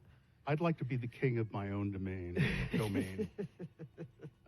And then we got back in time to watch the Super Bowl. So yeah, we got home. We recorded it because we didn't get home in time to watch it, and it pissed me off because we started it so late. I couldn't finish the game. I'm like, at 11 o'clock, I'm like, I have to go to bed. I have to work tomorrow. So I didn't even see the whole thing. You see, Gina, this is what you got to do. As soon as the kickoff happens, on your DVR, hit pause. Okay. And then go do something else for about an hour. Yeah. And then come back. And then you can fast forward through all of the painful stuff. Because but we're supposed to watch the commercials. Well, that's what I slow down for. Oh, okay. But here's what I've discovered. I'm not going to watch the Super Bowl ever again. Why? Because I don't have to. Well, you didn't have to in the first place. Well, you kind of did because of my job, you know. Yeah. But now I don't have to because the commercials are all. Here's the thing: I was watching the commercials for. I wanted specifically Guardians of the Galaxy trailer, the Flash trailer, and the Indiana Jones trailer. That was a good trailer, the Flash trailer. But did you notice? It was 30 seconds long. And at the end, they said, the trailer is online. 2.5-minute trailer. Oh. I'll have it for you in Geek News coming up. And I'm like, that's what I wanted to see. So that's what I'm going to do now. They're all It's all online. there. And a lot of times they're there before the Super Bowl. Highlights of the games, there. Even the halftime show, it's there. You don't have to. Boy, that Mr. Peanut ad was stupid. Oh, my, But I see, laughed out loud at that. But see, that's another one. The full commercial is online. Why did you laugh out loud at that? It was stupid. Besides, Mr. Peanut is dead. Mr. Peanut, aren't you usually here to just ruin brownies? Is a funny That's a funny line. Yes. I laughed out loud. Yes, that is a funny line. There was one funny line in it. You're right. That is a funny line. Just here to ruin brownies. I'm trying to look for the commercial that I really like that probably was under the radar. It's a celebrity couple, which I didn't realize they were celebrities when I saw it, and they're dancing. Yes. What was that ad, and who were they? Oh, crap. That's the thing, is that was the other thing about the commercials, is that a lot of the times you didn't realize what they were advertising. That's not a good ad. Yeah. When it got to the end and you're like, what was that even Like there was for? the Blue Moon ad. Yeah. That comes to mind. Because it was two people in a bar fighting over two different beers that were not Blue Moon. Yeah. And then at the very end, It was Miller Lite and Busch or something like that. I can't Coors. remember. Coors, yeah. So it's Miller Lite versus Coors, and the guys they're yelling at each other, and they said, "This is not a commercial for them. It's a Blue Moon ad." And I went, "What happened?" It was Bud Light with Miles Teller, and his wife. Now, I knew that. They are very charming, and they're really good dancers. Yeah, I knew that because he's talked about the fact that my wife and I are going to be in an ad. Oh, okay. Yeah, it was Miles Teller. Yeah. And then the other thing. Thanks, chat room. The other thing. QR codes. Do not. Yeah, that's dumb. Who? Don't do that. Several did it. Yeah, there were like 4. But don't scan QR codes on your TV. No. Don't do it. And how many professional gambling websites were there? Yeah, there's a lot of that. Yeah, well, isn't it odd? I mean, that years ago, the NFL, not that long ago, the NFL, man, we don't want to have anything to do. I was going to bring that up. We don't want to have anything to do with gambling. And now they not only run the ads, I believe they have some interest. Players, yeah. They have some interest in those. So you don't want people saying that the NFL is rigged? Oh, sure, align yourself with a gambling app.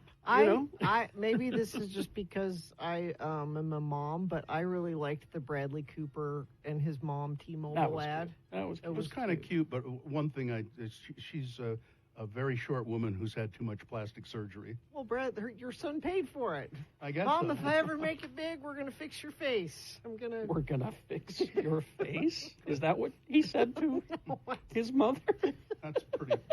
And, I'm kind of intrigued by that Sylvester Stallone. No, I didn't like that one. That was weird, and I didn't get it.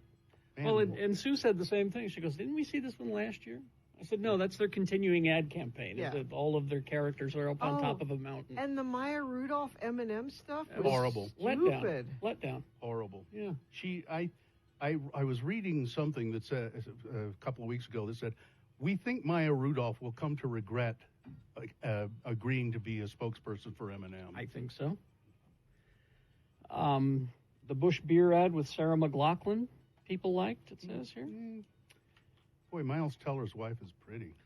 What about the Ben Stiller, Steve Martin Pepsi ad? Didn't do anything for me. No? I was... I like the Steve Martin one, not so much the Ben Stiller one. Well, what was interesting is that we got the two of them together, which is what we wanted, on the internet, but not on the TV show. Mm-hmm. Now, some people really liked premature electrification, and some people thought it was juvenile and sophomoric and stupid. Do you have any opinion on that one? I didn't see that one. It's talking about the Ram electric truck. Mm-hmm. And he says, some people are afraid of premature electrification. And then they go on, and there's a woman saying, "I hate it when premature electrification happens. It's just so unfulfilling." And they go on with these innuendos. Blah, blah, blah. Yeah. The Workday ad with... I like that. Don't call each other rock stars. It stars. made me sad. Because they're all old? Because they're all old. The best part of that, Poor though... Ozzy, though. I'm here to attest that people get old, Carrie. But I thought the funniest part, though, was the one when Paul Stanley, leaned in the door and, the fog came with him, Well, yeah. But I like that. He really does have a lisp, doesn't he? Oh, yes. Horrible lisp. Yes, he does. The Royal Crown with Dave Grohl. I'm sure somebody's done it. Gone and fact-checked it and just check and see if every one of those things... Invented by Canadians? But a couple of them were like, what? Really? Yeah, I'm sure came they from were. Canada. Yeah. He says in the ad, look it up. I'm going to. Fact check that. I think we're done with Breaking Bad reunions. Well, I think they've officially said we're not doing it. They did. That's it? They with said the popcorners? Yeah, they said, we'll do this one. We will not do Don't anymore. ask us again. It was good. Yeah. But the worst ads? Those Caddyshack ones for the beer. With Tony Romo as the Bill Murray character. It was terrible. They were so bad I didn't even get that that's what they were doing. And Brian Cox was supposed to be Ted Knight. Ted Knight. Judge Smales, doing all of his lines, too. Yeah. And the woman that the ball gets... Yeah, that's her. That was the actress. Yeah. But Loofah my stretch marks. Yeah, It's and her. Danny was there. Yeah, I said that. I'm like, it's Danny. Yeah, but it wasn't funny. It was bad. Really I'm bad. sorry. You're famous for ruining brownies. Was the best. The Disney 100 Years ad. Nice. Nice. Well done. Brought a tear to my eye. Yeah, well done. All right. Now, what do you, the Jesus ads? Yeah. And somebody said that they're done by a group that's anti-LGBTQ. I know that. I know that it's, and I don't want, but I thought they were well done. Do you know what they did? They just culled every tearjerker video from Twitter that's happened in the last 2 years, and so don't give them credit. It's videos you've seen on Twitter. They did it very well. Are you going to go to church? No, God, no. No, but he is going to start drinking Michelob That's Ultra. what I was getting. Yeah, well, because of the Caddyshack. Yeah, right. I might give Bud Light another chance because of Miles Teller and his pretty wife. Oh, yeah, somebody says the Jennifer Lopez, Ben Affleck. That was kind of amusing. It was all right. I thought it was funny. Is this what you said when you're going to work? I'm like, yes, that is where he goes to work. The car commercial where he goes, they forgot the binky, the baby's binky. Yeah. That was pretty good. Yeah.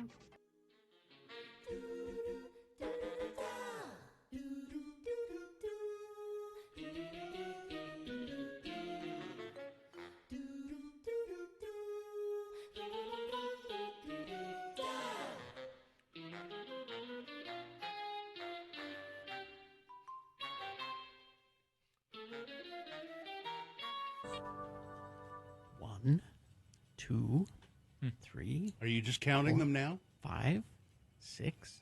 There are a lot of them. 7. Uh-huh. 7. 7 crows? 7 crows. Okay. Yes. That's a lot of crows. That is. It's a murder of crows. Murder of crows. Yes, coming up. We have Big Boy News and Opinioendo. We got our concert and community calendar on the way, all coming up.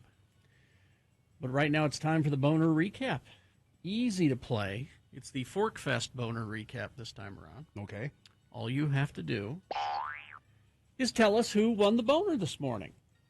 Easy. That's simple. I mean, Bill will even tell you who the candidates were. I'll give you all 3. You just tell me which one of the 3 won, and you'll get tickets to Fork Fest, which Correct. You have the info. Yeah, it's happening at Art Dye Park in American Fork later this month, June 16th and the 17th, with the Aces headlining on the 17th. That park is where art goes to die. Is that right? DYE. Oh, it's a guy. DYE? It would be a guy's name then, probably. Oh, Art Dye. Okay. Art Dye. All right. Well, RJ is on the phone. RJ, how are you? I'm pretty good. How are y'all? Well, thank you. RJ, what does that stand for? Anything in particular? Actually, my 2 grandparents. Mm-hmm. My grandpa's name is Ray, and my grandma's name is Jan. Oh. Ray and Jan, but you nobody calls you Ray Jan. They just call you RJ. Yeah. All right. Okay. RJ, I'm going to read you these boner candidates, and you simply tell me the ultimate winner, and you will win those tickets to Fork Fest. So here we go. Boner candidate number 1 today was, Target doesn't really have the merchandise I want to buy, but I'm going to go out of my way to shop there anyhow, because people are being just awfully abusive, verbally and physically abusive to Target and to other businesses that have shown support for LGBTQ plus issues and people and support of Pride Week. Some Target employees have been threatened with their lives because of this. So I'm going to start shopping at Target. Yep. Boner candidate number 2 today was, how many mistakes can one thief make? A thief wearing a box over his head as a disguise made it kind of difficult for him to see certain things as he was smashing glass cases and stealing phones. So he lifted the box up so he could see better. And, of course, he was perfectly visible on surveillance camera at that point, and he was very easily apprehended later on, having a drink just steps away from the location where he had committed the thievery. That was boner candidate number 2. And boner candidate number 3, is diverting water fun somehow? A trail camera up Mill Creek Canyon, or Neff Canyon, I think, found flooding caused by hikers diverting water from the creek there. They make a dam, and it diverts the water away out of the riverbed, the stream bed, and that's been flooding some homes, yards, and things of people in Mill Creek. So those are the 3 boner candidates. RJ, who was the winner? Was it the Target one? I think that was 1. It was indeed. It was very close between 1 and 3, but you're correct. Number 1 was the winner. Congratulations, RJ. Great, thank you. You're welcome. Hang on the line, and we'll get those tickets Perfect. to you. All right? Yeah, and then Governor Kristi Noem. Oh, Noem, of course I know him. She was on Fox News this morning saying, I'm like a lot of Americans. Love to shop at Target. I mean, we do. But we just can't anymore. That store is fundamentally tearing down this country. What? So it's not all the other things. No. It's the fact they're selling rainbow T-shirts. Yeah, it's terrible. That's fundamentally tearing down the country. Well, it's the T-shirts that are causing the shootings at the graduation ceremony. Yeah, I was going to say, it's not the shootings, it's not the bigotry, it's those T-shirts are causing youth suicides. By the masses. It's just clearly the world that they live in just does not exist. But I think that there are a number of people who believe it, and then there are many more people who are just stoking that fire. Oh, 100%. They know that Of people course. will believe it. For money. Let's stir it up. Well, for self-preservation. Again, as podcasters and YouTubers are making money off of the hate that people have inside them. They just stoke it, and they're making money off of the people fighting them on the hate as well. Like, you go to their channels, you listen to their podcast to get your confirmation bias, and there it is. It's it's pretty simple. If you don't like some business, then don't spend your money there. Or here's an even crazier idea. You can still shop at Target. Walk past the display. Yeah. Don't buy any of that rainbow stuff. Don't buy that stuff. How about that? Don't even look at it. Okay? Because just looking at a rainbow is not going to make you gay. Well, might tip you over the edge. I don't know if you're close. People think Target has like a woke agenda. Here's a little bit of a news flash. They just want to sell shirts. Yeah. They actually don't care. They just want to make money, that's all. Yeah, that's it. Care. And they know that there's a segment of their clientele that want this stuff. Yeah. And that's why they sell it. Oh, you communist, socialist, liberals just want to destroy everything. The free market is speaking again. Yes. Like, anyway, again, the world they live in does not exist. Let's continue, shall we? Big boy news and opinioendo coming up. Stand by for that. UtahAdvocates.com. That is the website. Go there. For free, you can get an opinion from a lawyer about whether you have a case. Lots of motorcycles out there now. Oh, yes. Lots of bicycles. Excuse me. Oh, excuse me. That right? was an accident. I'm sorry. It was an accident that I sneezed, but not the kind of accident that we're talking about with the advocates. This is a local law firm, attorneys that know our area, they know what goes on here, and they want to help you if you've been hurt in an accident and you know that it's not your fault. They will help you. Watch out for motorcyclists, and please, motorcyclists, be very careful. I used to ride a motorcycle all the time, and it can be quite scary. It's the 100 deadliest days. You know, it's Right the warm now. weather. Yeah. People are out, and a lot of motorcycles. Bicyclists, there are a lot of runners. So if you've been hurt in an accident and you know it's not your fault, call the advocates. It doesn't cost you anything to call them. 801-355-5550 or go online, UtahAdvocates.com.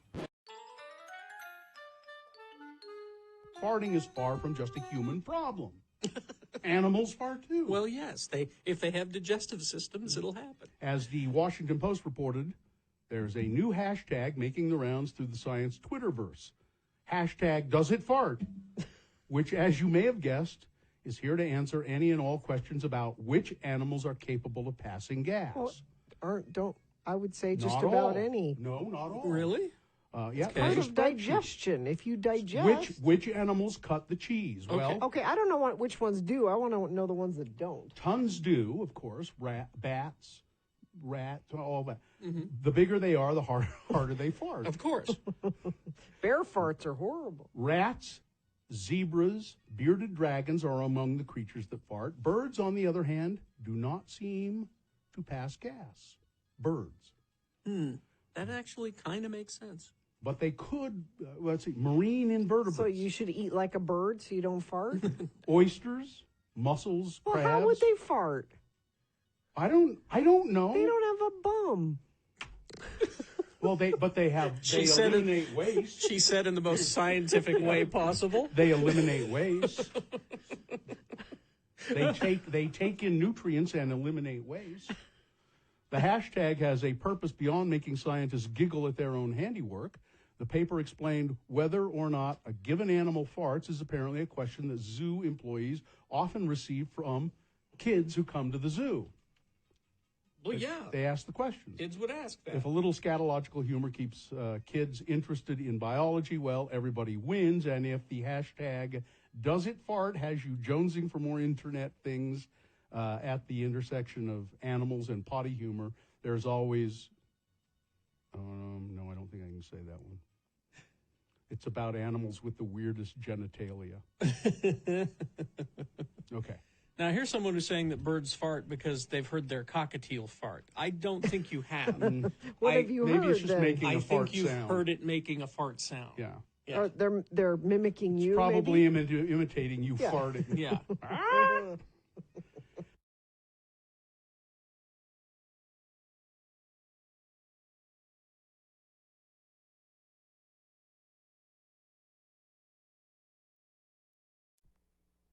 Condom. Condom. Spell it with me now. C-O-N-D-O-M. And now let's use it in some dialogue featuring those two Utah guys, LeVar and LeGrand. We join LeVar and LeGrand as they split a hot fudge sundae and have some postum down to the Snell Groves. Remember, the word of the day is condom. Oh, ma'am, this is really some good hot fudge. Nobody does fudge like Snell Groves, don't you think, LeVar? Yeah, I suppose. Oh, and they make a mean cup of postum, don't they? Yeah, I guess. Well, of course, Leatherby's is pretty good, too, like you. Well, you like the Leatherby's, don't you? Yeah, whatever. Well, for heck's sakes, LeVar, what is your problem? You are as closed-mouthed as a clam Oh, today. it's nothing against you, LeGrand. I'm just worried about my nephew Varnell. I'm afraid he's gonna have to get married, and he's just too young. Why, what did he do? Did he get that little girl he was going with pregnant? Well, she's knocked up all right, but it ain't Varnell's fault. He don't have no experience with women. He didn't know what he was doing. He's a good boy. Varnell is just a little bit naive in the ways of love and sex. He got her in the family way all right, but he was fooled by that little tramp Chanel. She conned him into it. He didn't want to have sex with her, but she conned him into it with those feminine spells and stuff. She conned him, LeGrand. Now, settle down, LeVar. I believe you. Same thing happened to me when I married Vernille. She used some kind of evil spell to get me to have sex with her, too. Well, not before we was married, of course. But she uses them spells on me now. For heck's sakes, I don't want to have sex with the woman, but somehow she gets me to rise to the deed. Well, that's what happened with Varnell. I mean, that temptress conned him into the sex deed. I told him this would have been avoided if he'd just wore one of them little rubber things on the end of his tallywhacker. What do you call them things? I just call them rubbers. Well, if he'd have had on a rubber, she wouldn't have gotten pregnant, even if he weakened when she conned him into sex. Now, he's not going to be able to open that lawnmower and knife sharpening business he's dreamed of. His life is just over. Oh, now have some more postum, LeVar.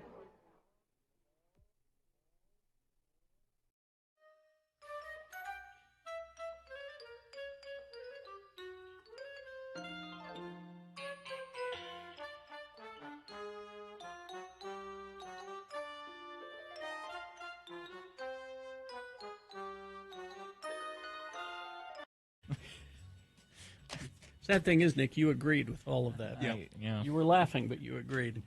All right. 19 minutes after 9, let's get some big boy news and opinioendo. All that leftover news, Bill, bring it. Brought to you by... Stream 2 News now. You can get 2 News wherever, whenever you need it. Stream live on KUTV.com or download the KUTV app. Thank you. In October of 2017, Bryan Singer appeared energetic and in control as he welcomed Olympic diver Greg Louganis and Queen guitarist Brian May on the London set of Bohemian Rhapsody. Oh, the movie, yeah. Yeah. But behind the scenes, chaos reigned. The one-time Hollywood wunderkind's career was about to unravel as Fox executives were growing weary of Bryan Singer's prolonged absences and erratic behavior. On December 4, Fox pulled the trigger and fired Bryan Singer, replacing him with Dexter Fletcher. As Louganis and May smiled for photos with the acclaimed director, it marked one of Singer's last known days on a film set. Yes. Getting fired from Bohemian Rhapsody was a public humiliation for a filmmaker who had racked up hit after hit after hit. But a series of personal scandals would dwarf that professional setback, and over the ensuing 5.5 years, Bryan Singer tried to re-enter the fray with an $80 million remake of the 80s action film Red Sonja. 2019, Atlantic Expose detailed allegations that Singer had sexually assaulted 4 men when they were underage, and that derailed that plan. Now, Singer has categorically denied any of this. He is now releasing a self-funded documentary Oh, really? about himself. Really? Yeah. He's plotting a comeback. He's been pitching industry people on a slate of films. Sources say the director, who catapulted to the A-list status with the film The Usual Suspects, he wants to come back doing lower budget kind of personal movies, but apparently he's working on a self-financed documentary about his struggles. He plans to address all of the allegations of sexual misdeeds and cover his attempt at career resurrection. Controversies aside, yeah. I'm just confused at how you think making a documentary about yourself is going to exonerate any allegations. I don't know enough about what's going on here either way to say, any opinion of whether he did it or not. But saying like, "Oh, I made a documentary explaining myself," is kind of a weird. You move. won't hire me. Let me show you this documentary. Yeah. If he's able to relaunch his career, he'll be one of the few artists accused of sexual harassment or assault to have staged a comeback. Morgan Freeman survived an investigation into his background in 2018. Mm-hmm. There was an investigative report in which several women accused him of some harassment. Dustin Hoffman had claims of harassment, but he's kind of making a comeback. So documentaries are seen as a path back for some filmmakers who can't land studio work, and Bryan Singer seems to believe that this is going to do it. I don't know. Feels kind of like a Hail Mary. Well, it is. Yeah. Exactly what it is. I would say that's exactly what it is. But there's undoubtedly a talented filmmaker. He is, yeah. So we'll see. I got an email from someone, I don't have the name right in front of me, who said, "I hope you could talk about this on your show, Bill." And it's about Arctic Circle. Okay. The local hamburger chain, the inventor of the fry sauce. And it says here, this story is sponsored by Arctic Circle. How could you not have a grin on your face with an ice cream in one hand and a burger in the other? But if the food and treats weren't enough, now you have the opportunity to donate to those in need through the annual Arctic Cares Hearts promotion. And you'll get a treat for doing so. Arctic Cares was founded in 2015. It's a charitable organization to give back to the community that helped Arctic Circle become a regional dining hotspot. The goal is to give back to the community, but to do it in a way that's a little different from other charities, said Arctic Circle's Chief Marketing Officer, Joe Evans. Arctic Cares stays behind the scenes, making helpful donations to worthy nonprofits and individuals throughout the Intermountain West. Donations can be as much as tens of thousands of dollars to other local charities or smaller ones, or to an employee who find themselves in a bind. There's usually very little fanfare or media coverage for any of these donations made by Arctic Circle. But it's the generosity of Arctic Circle guests who buy a heart or make a donation while placing their order through the promotion, which runs through June 25th. In exchange for their donation, they're rewarded with a food item. $1 donation gets you a regular cone. Mm-hmm.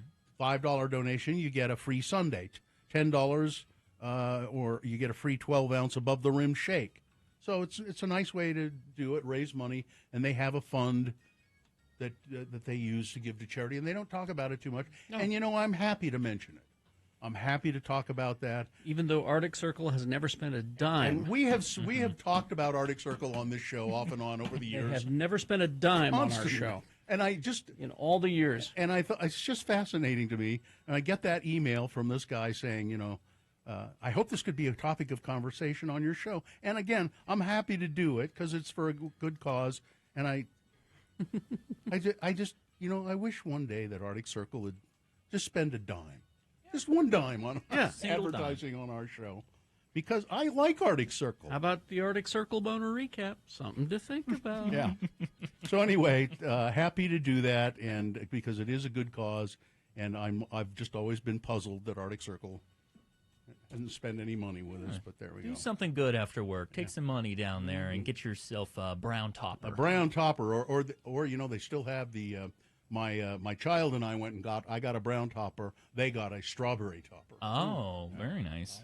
About a month ago, a huddle of some 190 trees appeared in the center of 2nd East in downtown Salt Lake. Food trucks, string lights, shipping container with a bookstore run by Friends of the City Library, a badminton court, all fit inside the tiny forest, made up of a dozen varieties of trees from Akabono flowering cherries to plain cottonwoods. And this pop-up park in the middle of the street between 3rd and 4th South is closing at the end of this week on June 10th. The city will take down the lights and find permanent homes for the trees, but that's not the end of the project. Over the next year, several Salt Lake City departments will sift through survey results and draft plans for an ambitious green loop and what that would look like in downtown Salt Lake City. The idea is to essentially do a big loop around the city of green space. Okay. Make a park. Yeah. The Green Loop Project. In between the roads? If you want to see what it might look like or feel like, go to the Green Loop before the end of the week. But they would permanently make it some installation like that so that it circles the entire city. Mm-hmm. I'm trying to see, is there a website where you can look and see artists' conception of the Green Loop? Would it be downtownslc.org? Might be. Well, and I know there's been a lot of research in the last few years that's come out that said tree coverings in big cities lead to reduced heat because it takes in all the sunlight. But saying it's a park when it's trees between the roadways where people aren't going to be walking feels like a little bit of an overstep. If you go to slc.gov and then just look for Green Loop, you'll find it. And yes, there is there are some artist conceptions of what they would be like, what it would be like, how it could be done. And it's a fascinating idea, I think. So it's today and Saturday, and that's it. Yeah, the 10th is when they're putting it down, taking it down. So the Green Loop, check it out. I think it's a really cool idea. Let's see, Mike Pence, of course, has launched his bid for 2024 presidential nomination. Mike Pence, former vice president under Donald Trump, and now he talks about all the good things that were done during the Trump administration that weren't but he doesn't mention Trump. He doesn't mention Trump at all. Yeah. Oh. A lot of good things were done during the. Here's what I did. He talks about everybody but Trump. Yeah. Okay. And his opening line was weird. It was, "Hi, I'm Mike Pence. You might remember me from my chant, 'Hang Mike Pence.'" Yeah. What? And he said that? No. Oh. And I'm joshing. But he did say, "God's not done with America. God is not done with America." That's a threat. Yeah. That wasn't. He said, now if you have a question for God, let me know and I'll pass it on. Oh. Yeah. If you have a question for God, I'll pass your question on, and if I can get an answer for you, I will. I have a question for Mother. I made all of that. This is who I have a question for. By the way, his announcement video was called "Best Days."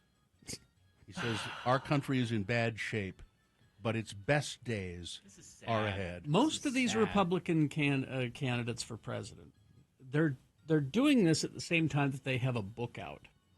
Yeah, his has been out for a while. So they get to do a book tour, and then they get to get all this money donated to their campaign, and then they get to keep that money.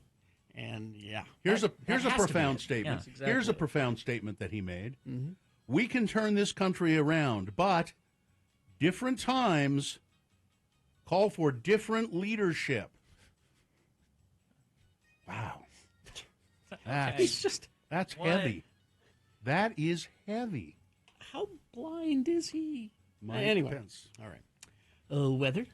Weather. We're going to get a little bit of thunderstorms, it seems, as we get into the early hours of the afternoon, tapering off into the nighttime. High of 81 today. That trend will continue over the next few days with some spotty sprinkles leading up to Sunday, where we will for sure get some rain. That is your weather. All right. Thank you. Concert calendar after this. So we flew all Nippon Airlines? Mm-hmm. And you're saying it wrong. I'm probably saying it wrong. And how is Nippon Airlines? You remember when you used to fly and you got a meal? Yeah.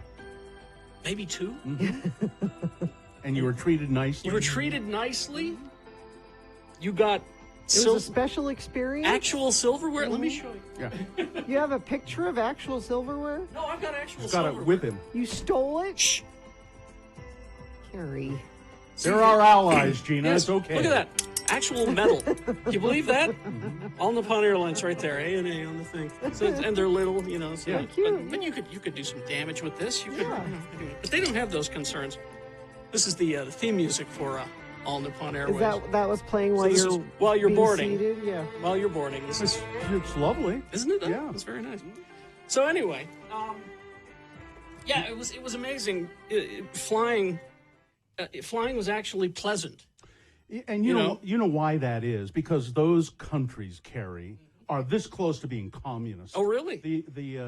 Well, if that's the case, we could learn from them. The government subsidizes the airlines quite heavily in most other countries. How about that? Maybe that's something that should be looked at, because everywhere I went throughout Tokyo and Seoul and Busan, the streets were clean.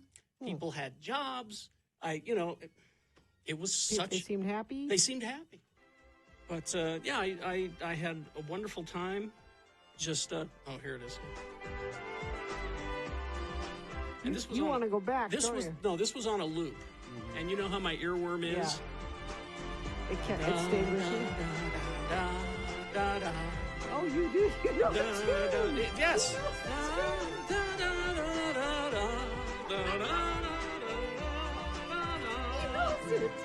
Because it would not stop. It just kept playing over and over. It's the only unpleasant experience about flying on ANA. It's the only thing.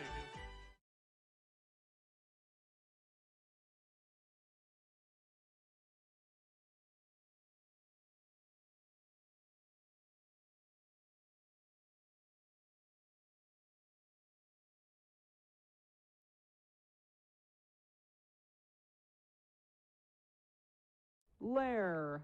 Spell it with me now. L-A-I-R. Lair. And now we'll use it in some dialogue featuring our two good Utah friends, LeVar and LeGrand. LeGrand is planning a wedding for one of his many daughters. LeVar has come over to LeGrand's house to borrow a cup of sugar when this conversation ensues. LeGrand? LeGrand, where are you? Can I come in? Yep. Back here in the kitchen, LeVar. Come on back. What in heaven's name are you doing, LeGrand? Well, as you know, LeVar, my little girl, Tabiona, is getting married this weekend. Right. Well, I'm putting on a wedding, and it ain't easy or inexpensive for that matter.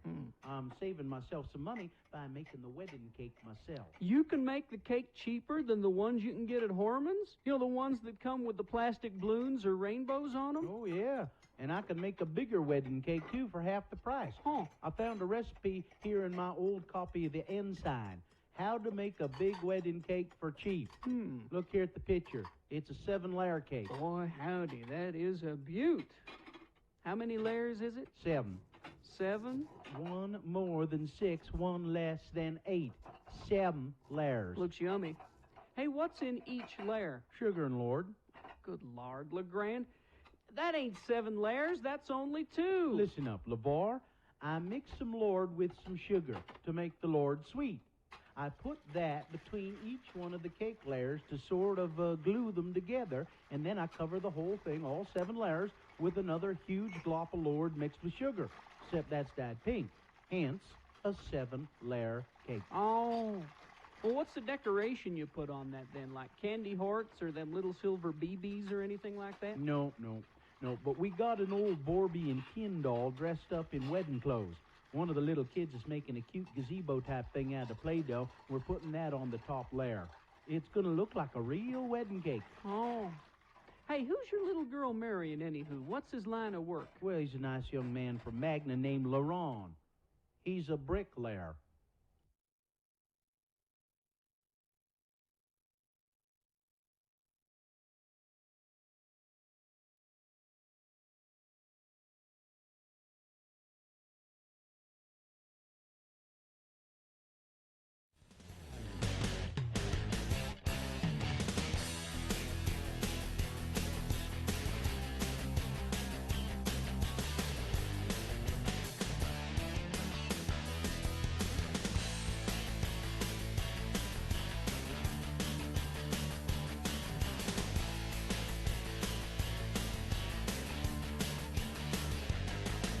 All right, let me get the intro going and we'll get Trent on the phone.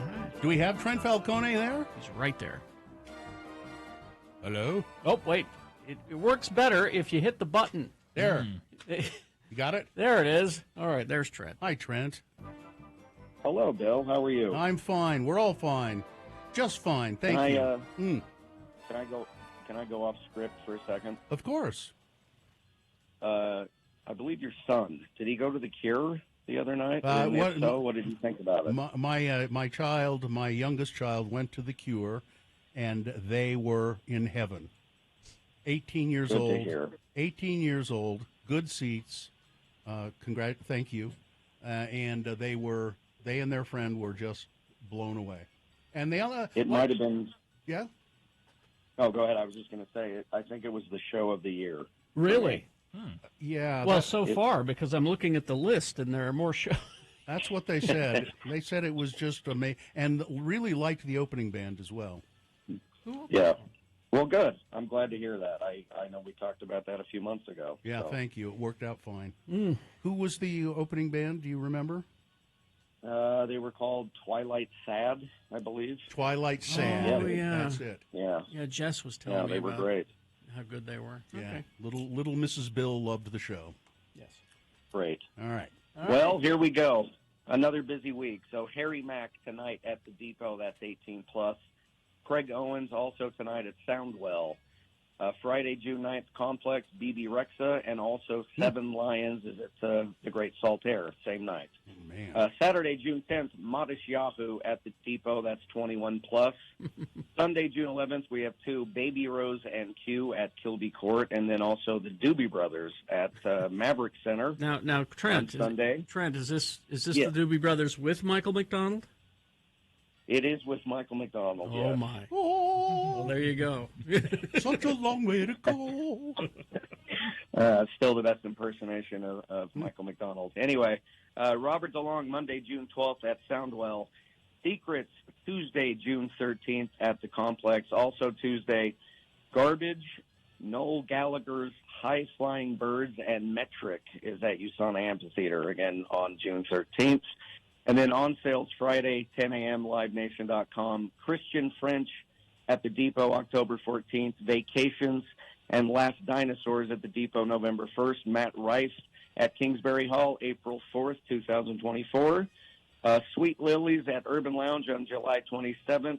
City in Color coming to the Depot, August 30th. Nightly at the Depot on October 20th. And Queens of the Stone Age coming to Saltaire on September 30th. Jeez. With Viagra Boys, might I add, who are phenomenal. Yes, with Viagra Boys. Yes. And then the giveaway, we have 2 tickets to Lovely the Band at the Depot. That's on June 14th. And then something we've never done before. This is kind of cool. We are going to give one lucky winner 10 tickets on the Press Seltzer Uinta Brewing Party Deck. We're going to call that a party pack.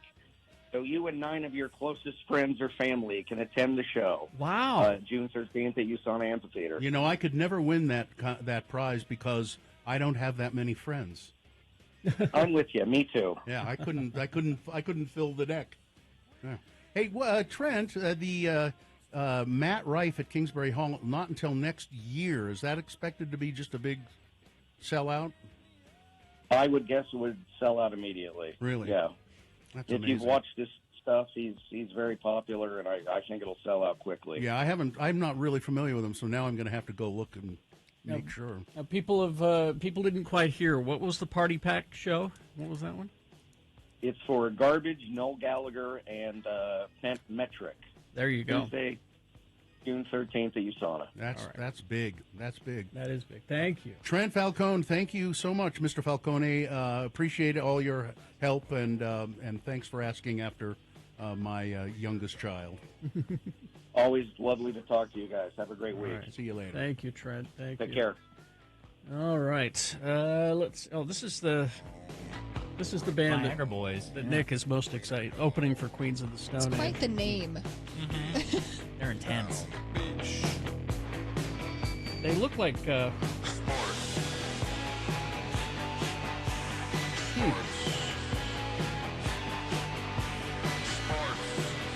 This is a song called Sports. You need to use I this kinda when guessed. Gina does her sports.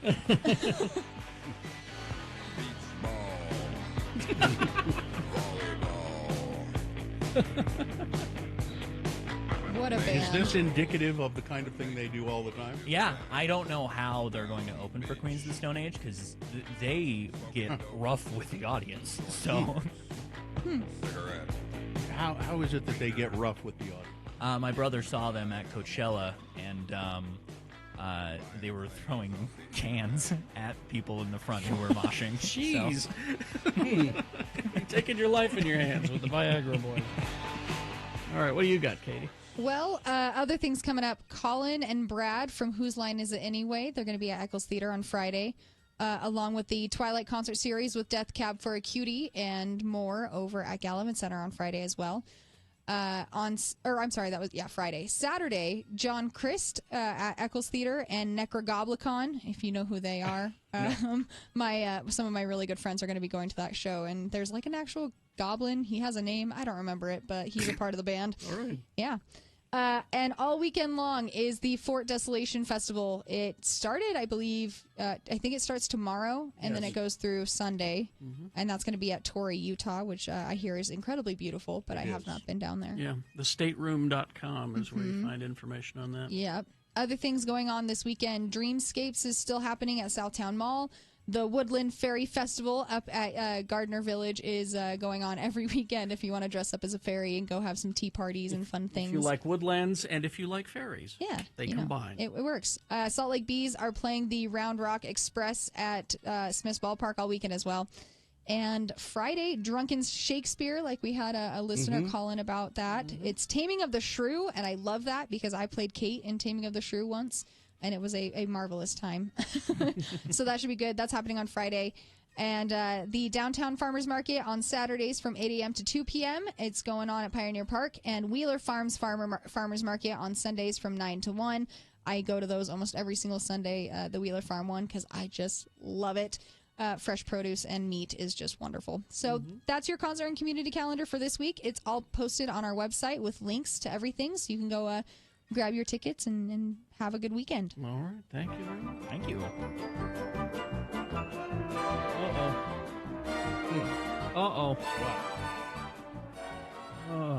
I don't think any of us had them on our lists. Oh? Our, Deadpool. Tragedy. Who? WWE legend, the Iron Sheik, dead at 81. Sorry, Nick. He's the only one that's heartbroken about this in the studio. I'm surprised it didn't happen sooner. Honestly, if I'm yes. honest. Yeah. I thought the Iron Sheik was long gone. I thought so. No, you might be thinking of his cohort, Ivan. What's his name? Died a while ago. I think it was his pure rage that kept him alive for so long. Seriously. Everything that came in his path. Yep. Wow. So we'll have to get Frank Christ on that. All right. Anyway, that just came over from TMZ. Oh, wow. All right. We will take a break. We will be crawling towards the exits coming up. I was looking at this study that's been done, and let me ask you this based on on this study. What do you think, for you, the most stressful time of the day is? For me? Yeah, for you. Just when do you feel the most stress about? And you too, Todd, I want to know. Okay. I would say probably shortly after the alarm clock goes off. Like at 3:10? Yeah, the alarm goes off at 3. I take the dogs out to go potty, and then I take a look at my email, and that's when my stress begins. How about you, Todd? When the most stressful time of the day? It's not first thing in the morning because I get up, and that's kind of like my special time, which lately has been, ever since COVID, like I wake up almost when you guys do, like at 5. Yeah. And I have found that I'll get up, get my coffee, go into my home office / studio, and start working on radio station stuff because I've got a good. Okay, fine. When is the most stressful time of the day? But I'd like to do all that fun stuff before I get into my emails. I don't usually look into my emails until about 9-ish, and then that's when it's like, oh crap, oh crap, oh crap, oh crap. All right. Oh crap. All right. You're both wrong. 7:23 is the most a.m. 7:23 a.m. is the most stressful time of the day. Certainly for you, because that's when they start the boners. Yeah. This is research, you guys. Oh. Okay. It's been revealed that the most stressful time of the day is 7:23 a.m. and that on average people will experience 3 dramas each day, with the first drama of the day typically happening around 8:18 a.m. These stressful situations could be anything but like being stuck in traffic or waking up too late or spilling things on your clothing or in your bag like Sean Means did, burning your food, or tripping in public. The research commissioned by Rescue Remedy, which I don't know what that is, found that tiredness and interrupted night's sleep and a busy day at work are among the top causes of drama. The study also found that while 35% of people agreed little dramas are just a part of life, a further 24% find it difficult to relax when they're experiencing these little dramas.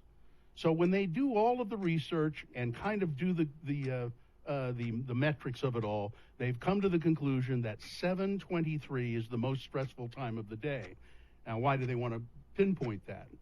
I think because they say, if you can find some way to relax at 7:23 a.m., the rest of the day will go fine for you. Well, see, and for me, that's a very relaxing time of the day because I have a very regularly occurring biological event. That's kind of the window. You mean you take a dump? Exactly. Okay. So it's I'm not part of that stress. So a good movement does I'm fine. Relieves all the stress of your day. Well, I was just I thought when I saw this 7:23 a.m. the most stressful time of the day. Maybe we should come up with a feature at 7:23 a.m. that just will make people relax for a second. The boner is when we. Yeah, but that doesn't make people relax. Well, then you're telling me we have to move the boner? No, what I'm thinking is exactly at 7:23. That's like I said. But right in the middle of the boner, just take 1 second. We just play something like Enya. Oh. Instead of mandatory Metallica like the rock stations do, it's just one. Oh. And then we just move on. It's just your relaxer. And Kerry's looking for something. He's got something in mind already. Just to help people. It doesn't have to, we have to just stop for 1 second to do it. Just, everybody needs to relax and meditate for a few minutes at that moment. The Radio from Hell meditation moment brought to you by... Hey, we could get that sponsored. Okay, well, no, that's not it. No. All right. That would not be. Try this. No, that wouldn't relieve stress, I don't think. No. Need something soothing. Oh, you're getting close there. That's it, and then you just stop it right there. That's close. How about this? No. No, that just will make people more stressful. I'm telling you, Enya. We need something that just takes like 2 seconds. No. Okay. No. 2 seconds with Enya. Come on. A gong? No. No, these are not relaxing. No. Oh, no, I got it. We'll have Doug Wright come over and just go, oh. Oh, that's anything but relaxing. No? No. How about...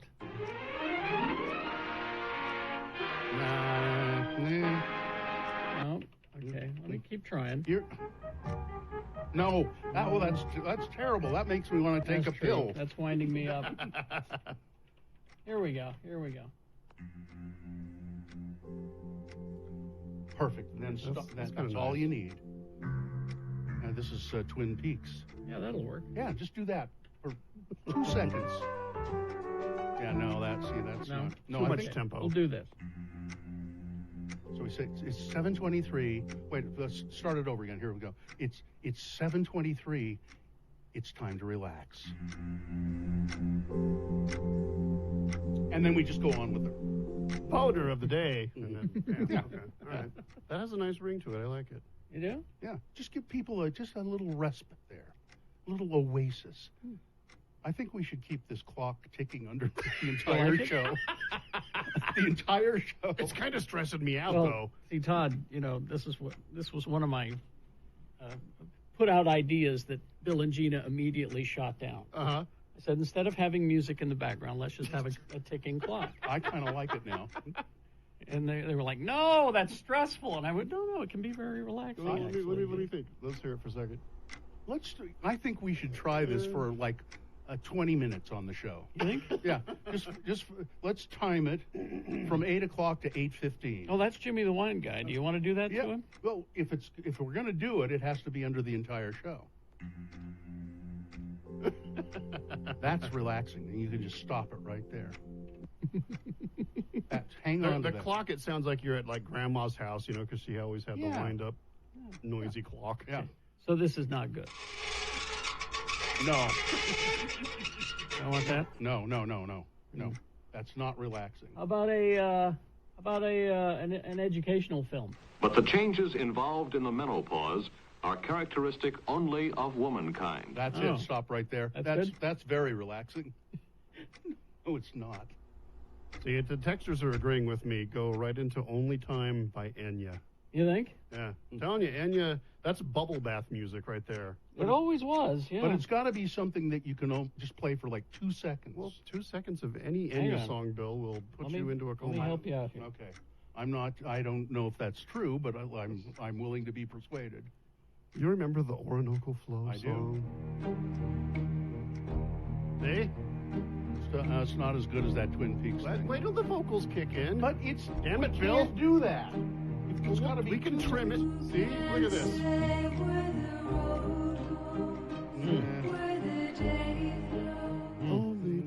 Makes me feel like I'm at a spa that I can't afford. But it's relaxing. No, because I keep worrying about the bill. Oh, here you go. Oh, yes. See, you can just the one? You can just stop it right there. Then this part's nice too. Yeah. Or you could just do that from there to 2 seconds of that. Or this. This is a little more of a rock anthem for Enya. That's calm down. She really gets down on this one, Yeah. doesn't she? That's Enya. There's a crazy ass harp solo toward the end of it. Yeah. Let's just keep Clock's that. driving me crazy. Let's try it. Let's just see how it goes. Let's give it a shot. We'll see what happens. Keep it there.